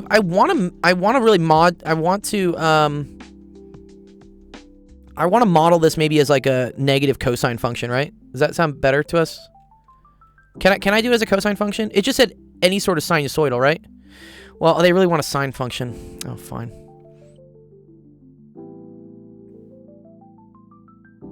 Okay. But anyways, okay, so amplitude is equal to 280 minus 270 all over 2. Right? So A is equal to 5. That's the amplitude. The midpoint is 275. I don't know how we say that. We say like B. Let me write what it is. So it's Y is equal to A sine BT plus C, or sorry, BT plus C plus D. The offset is always the midpoint of this, because here's what happens. It oscillates from 270 up to 280. So the midpoint of it has to be 275. This is a jump of 5. This is a jump of 5. So we have Y is equal to 5 sine, and then B here is equal to 2 pi over the period. The period is how much time it takes for it to do a complete oscillation. And so that's 12 months. So B is equal to pi over 6. 2 pi over 12 is pi over 6. So I have pi over 6 t. And then I need a phase shift. Okay.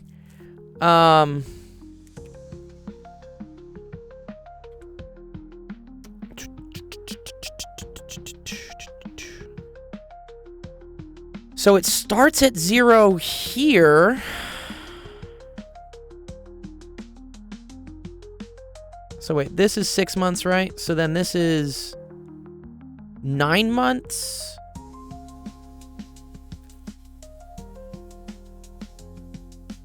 Oh, okay, wait. No, I just have to do plus 3 months. Right? Because really it's starting back here. Right? And that's a quarter of a period. Quarter of 12 months is 3 months. And so that's plus 3. Right? I think it's right. Yeah.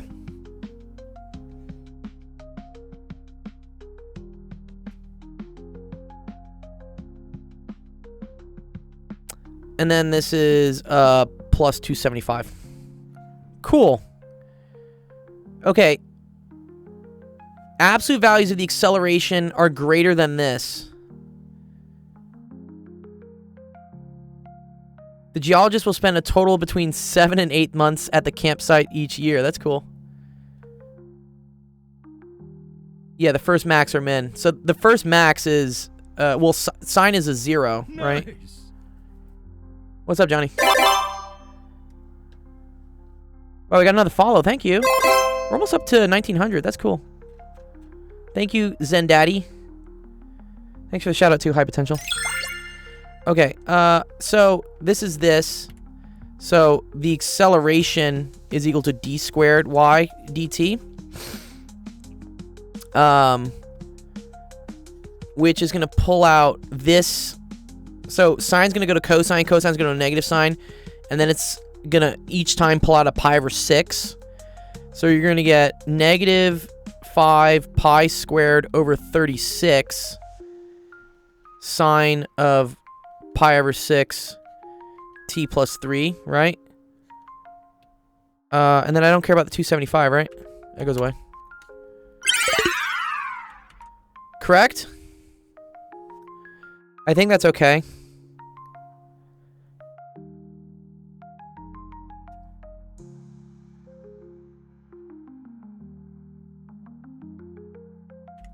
Okay, so now... What's up, Johnny? Oh, Johnny Sins. Oh, you have a porn star as your name. Oh, I get it. I was like, Johnny Sins? Johnny Sins what?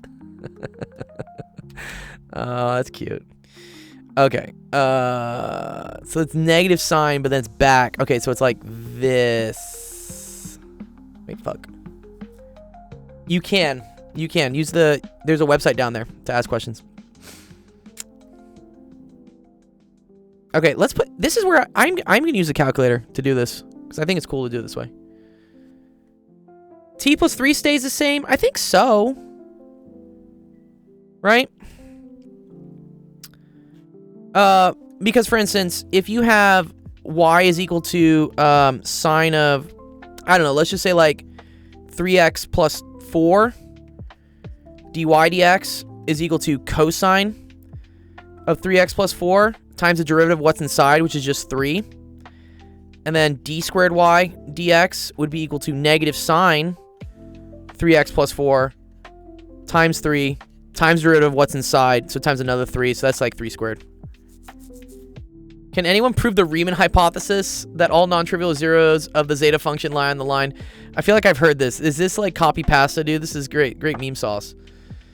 Zen Daddy says, I just took a test for Calc 2 and I'm just wondering if I got the right answer. I asked ChatGPT, but it doesn't explain the best for me. No, totally. So Zen Daddy, if you want to submit your Calc 2 question, can you put the screenshot in there, please?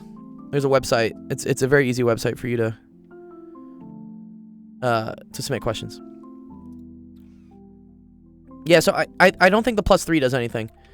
So here, let's just put this in. So this is negative 5 pi squared, right? Divided by 36.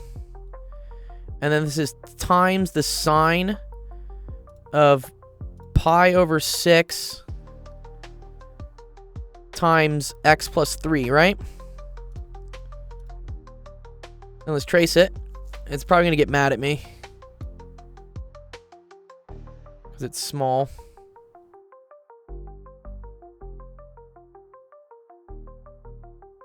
Yeah, because it's a very low period, I guess. Wait, that's negative. That should be pretty close to... Okay, window. All right, minimum time 0, maximum time, let's say a year, right? 12 months, right? Because they said out of the year, right? And then the minimum y there shouldn't be too much. It's like negative 2 to 2, no?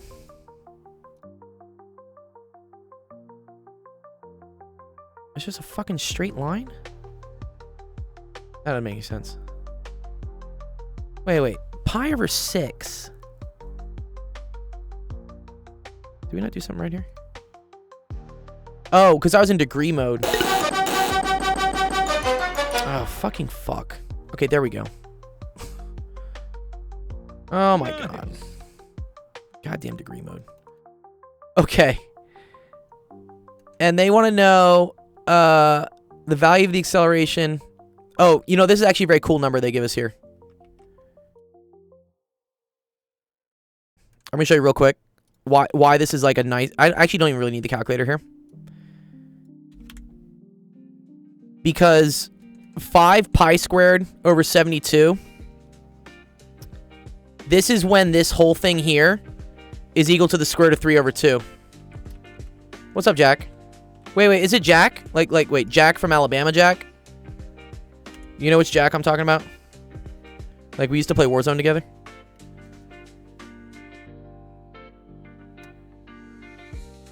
Jack, the panic one? Jack attack? Nice, Zen Daddy, I see it. Okay, so this is asking when this thing is square root of 3 over 2. And so this is very cool. So square root of 3 over 2 for sine, that occurs at 60 degrees, right? And so it's greater between 60 degrees to 120 degrees. And then from 240 degrees to 300 degrees. Yeah? So, yeah, this is such a cool question, actually. Yeah, I like this. So, it's from here to here. And then it's from here to here, right? So this is 120 degrees. No, sorry. This is 60 degrees total. This is 60 degrees total. So 120 degrees out of the 360 degrees, which is the total year. So that's a third of the month. The geologist will spend a total between 7 and 8 months at the campsite each calendar year. Oh, okay, yeah. I agree with that. I think it's between 9 months, really. Yeah, a third of the year. No, a third of the year is 8 months. So it's 4 months. So yeah. Yeah, I think this is cool. I think this, yes, reasonable. Nice. Cool question. I like that one. That's really dope. We didn't even need the calculator to graph that. You could have just realized that when you find out your acceleration term, that this thing that comes out, the omega squared, is found literally right here. That's what this is. Sorry, this is this. But it's like half of it, so you need this whole thing to be square root of 3 over 2. Wow, that's very cool. And you need sine to be greater. Oh, wow. Cool. Cool question. Nice. All right. Zen Daddy, Yadavir. Let me see if I can help out Yadavir real quick. I have 9 minutes. Was that your question? Was that your question, Christophorus? Was that yours?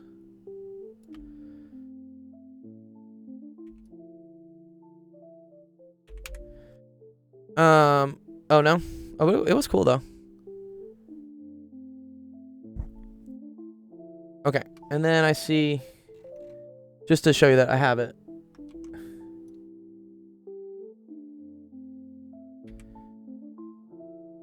This one might take a little bit more time than Daddy. Oh man.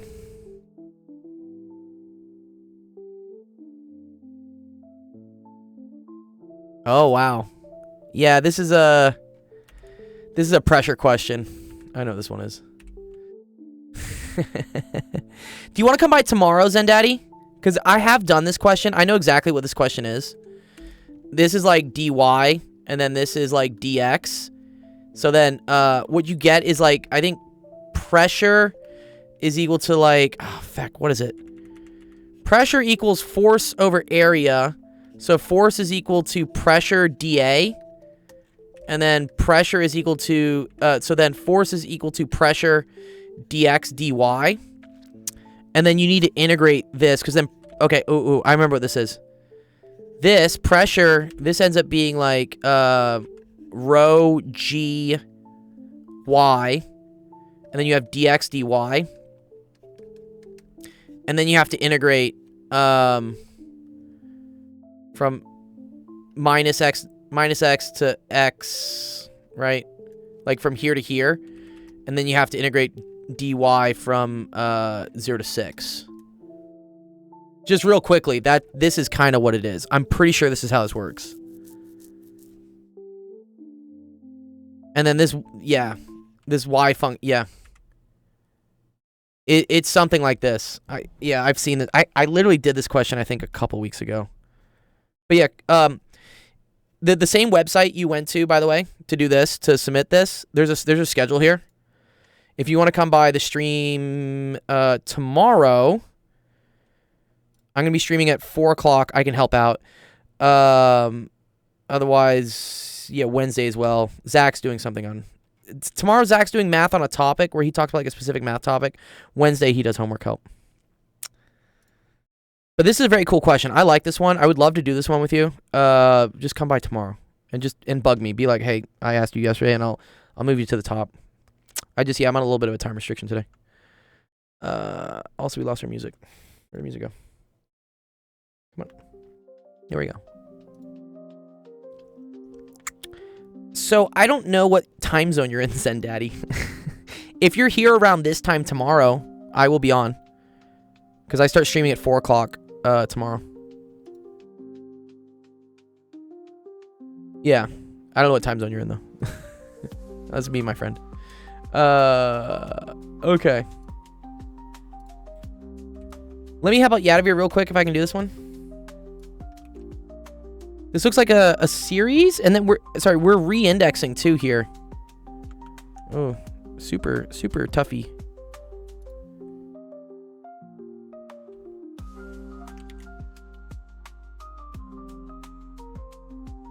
Yeah, you're very welcome. Thanks for finding us, dude. Okay. Sorry, what is this? Is this T sub R? Okay. Integral, sorry, the summation R to N of T sub R is equal to this. So,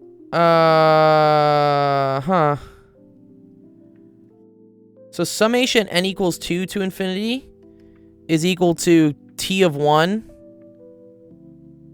No. Sorry, is equal to the summation N equals 1 to infinity minus the first term, right?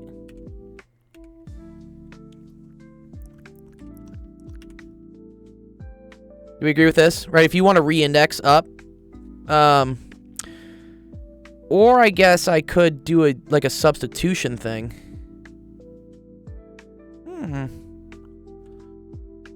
I'm gonna keep this for now. I think that might work.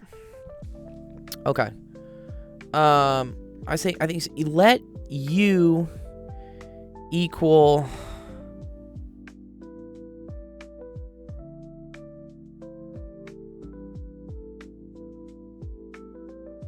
is it okay. Let N equal U minus 1, right? So then the summation of N equal, let R equal U minus 1. So from R equals 1 to N of T sub R. Oh, but no, I don't want to change this.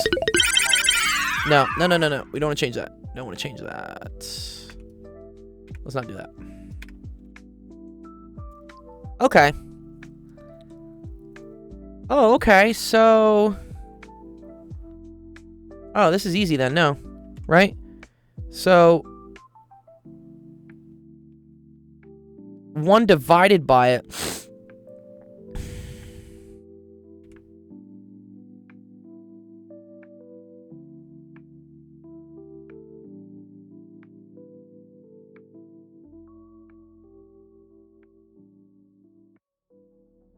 Is this true? Let's think about this. So 1 plus 1/2 plus 1/3. Is that the same thing as 1 plus... It is, right? Yeah, okay. Okay. Oh, I think I got this then. So, this is equal to... 1 over n squared minus 1, right? And then if it starts from n equals 2 to infinity, that's equal to 1 over n squared minus 1. Oh, no. Minus 1 over 0. Uh-oh, that's fucked up. Oh, shit. No. Oh no. How are we gonna do this then? Don't you use 2? Yeah. But well, here's the thing. If you want the series to start at 2, you have to do the series starting at 1, subtracting from the first element. So in order for the series... This is it starting at 1, right? It's just 1 over what the regular series was. But then for it to start at 2, I need it to be the regular series minus it starting at 1. But this is ugly. Yeah, geometric series. Okay, I'm tempted to rewrite this out, right?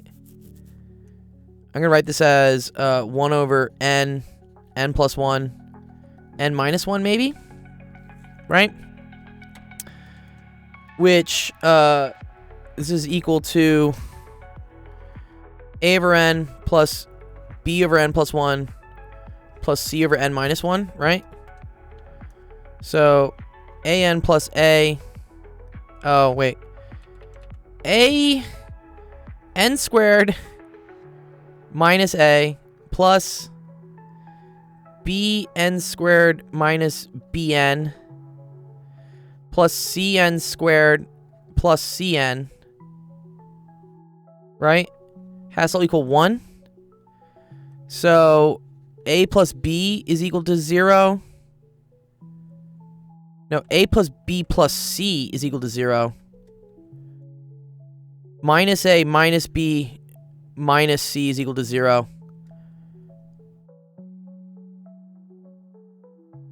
And then minus A is equal to 1. So A equals minus 1. So B plus C equals 1. B plus C equals 1 from these two. No? Yeah, isn't that the same shit? Oh, that doesn't really help me out, does it? Fuck.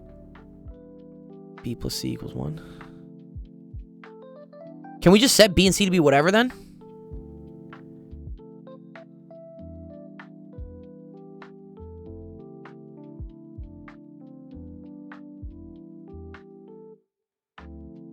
Right. Oh, you're so right. Wait. This is a factor on its own. Isn't this a quadratic, though? No, this is a quadratic. Oh, shit. Sorry. Wait, I thought I for sure could just split it out like this, though. Can I? Well, I agree it's equal to minus 1 over n. I don't know where you get the n over n squared minus 1, but let's pretend it is.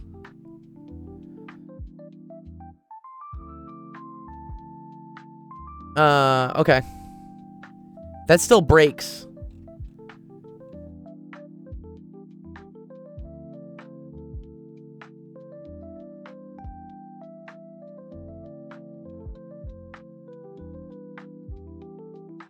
Alright, I'm running out of time because, Yadavir, unfortunately, I have to go. Here, I just threw this in the chat real quick, just to see what it is. Yeah. Okay, here you go. This is apparently the solution. Partial sums. Oh, I see. Oh, this is cute.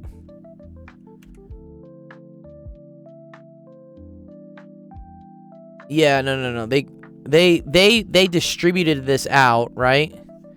So in T sub n is S of n minus S of n minus 1. How does that work? Okay, I really gotta go. Alright, cool. Good question out of here, but let me end up the stream. That's dope. Alright, thank you everyone for coming to Actual Education Office Hours. Appreciate all the questions. Had a really fun time with you guys. Our next stream is tomorrow. That'll be at 4 p.m. 4 p.m. Pacific, 5 p.m. Mountain, 6 p.m. Central, 7 p.m. Eastern. Come on by, get help with your math and science homework. We're here for you guys. Yes, cool question. Yeah, I'll go over it a little bit more next time. And also, Zendaddy, if you come by, I'll help you out. If you're watching us on Twitch, we're gonna go raid somebody, go say hi to somebody. There is so many people on right now. Eric. Oh, nice. Eric is doing tax season. He's doxing himself. Oh, that's kind of interesting. Sure. I like Eric. Let's go say hi to Eric. He's a cool guy. Okay. Cool. All right. We will see you tomorrow. Enjoy the start of your week. Hope you guys had a great vacation day today. Peace.